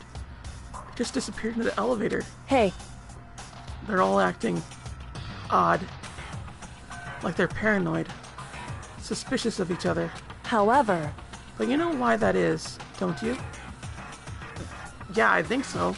however, Well, you could tell us all about it soon at the class trial. You're right. I'm ready. so... Ready to win, right? Of course. I'm glad to hear you say that. And then Kyoko was aboard the elevator. Crap, I guess I gotta get on board the elevator too. I guess that'll be a good bit. Step by step, and day by day. And finally on steady legs. I passed the threshold and stood into the elevator. Without warning, it began to descend. Deeper and deeper. Deeper. Deeper. Deeper still. Deeper and deeper. Deeper and deeper. Deeper and deeper. Deeper and deeper it felt. I closed my eyes and sight fell away. All sound too disappeared. Alone in the universe, I waited for the elevator doors to open for the last time. What could have been seconds or centuries later, I felt the gentle vibration of the elevator come to an end. I slowly opened my eyes. This is the final trial scene? What do you think? Isn't it just the perfect background for deciding a person's fate? Yahoo! It's a long-awaited last stage. The always exciting final boss battle. And I'm gonna sit in on this one. I'll just sit right there, right here in the vacant 16th seat. Thrills, chills, Well then, kills! let's begin! And with that, we are finally done with the actual trial prep for Chapter 6. Wow, that has been a hoot and a holler, and it's actually 4:20 right now. That's kind of weird. So, I don't think I'll be making this point right here, but I'll come back with something else in particular. Just for funsies' sake, because I just kind of want to. But aside from that, thank you all for watching this little bit right here, because honestly, we're right near the end, and I can finally be done with this game. I just like to say to y'all, my opinion has not changed of this game. It has not changed whatsoever. I still don't like this game. There's a lot of reasons for it, obviously, and there's a lot of weird things to it. But essentially, to say, I want it to be better than what it was. That is the main reason why I don't like this game. It doesn't end well, in my opinion. It doesn't do it well enough. There's these little revelations and whatnot and all these other things. In comparison to all the other things I've seen, and its scenario doesn't work well enough like it should have. And I was initially liking this game. Well, in terms of liking the anime and then liking what this game could be, so I could get it eventually. But it just, at the third trial, that's where I started noticing some cracks. And then, I started actually reading the Wikipedia, and I was just like, oh, okay, so that's the ending of the game, or ending of the whole entire story. So I just didn't really care all that much. And yeah, I think I finished the anime, but I'm not completely sure 100%. But suffice to say, there was not a whole bunch there that kept me going to actually watch it. And then I read some Danganronpa 2 into it and whatnot, and that was more interesting. Danganronpa 2 is a far more interesting story, I would say. The ending for it was a lot better, and I literally only know the ending for Danganronpa 2, and that is only so much information that I have on it. And so, in terms of Danganronpa 2, I actually might like. At least enough not to be whiny about it. But this one, yeah, I'm going to be whiny about it. It's just one of those cases of this could have been better than what it was, but it's not. And I hope we'll see my bullet points here, and it won't be too annoying to you. Or at the very least, I need to go somewhere else and do it. Playing a game that you hate, not exactly the best format for a lot of people. I won't deny that. But suffice to say, this game is a love and hate thing more than anything else. I do hate Danganronpa, but I also love all the characters in it that, are good characters, like Kyoko and Makoto, and Hiro, I think, and Donut Girl, and Sakura. They're all really good. I also like Genocide Jack. They're also very good peoples and whatnot. And I actually like the Mastermind in particular. The Mastermind that you're going to be seeing soon enough. But we'll figure that out next time. And I'll tell you my problems with the Mastermind. And they're all not from character. Which is the funniest thing. I think, honestly. I literally don't like the Mastermind for a bunch of other reasons aside from, character bit. Their character bit is very much... It's different. It's nice and exciting. But the way things end, just not great. Maybe me saying that all this kind of stuff is one of those things that are just kind of like you're really playing it down to what like a lot of people like, and I hope me playing it down the ending will make you like this game more, because I hyped it up in my own mind and I didn't like it. So I mean, if you can enjoy this game even more because of me ranting and prevailing about all this stuff, that's fine. I don't mind. I'm not out to set like all these things about like let's all hate Danganronpa together. I'm just like, people understand there's big problems with Danganronpa and they really should have fixed it, and they kind of are with I think the second one, not the second one, but the second one is considered better as far as I could tell. But the other game, the spin-off game, the Despair Girls, they did a nice little tidbit with that. But that's enough ranting for now. You'll get more of it later on, I assure you. Until then, everybody. Oh, I'm doing it wrong. Till then, everybody. Sayonara. Bye-bye.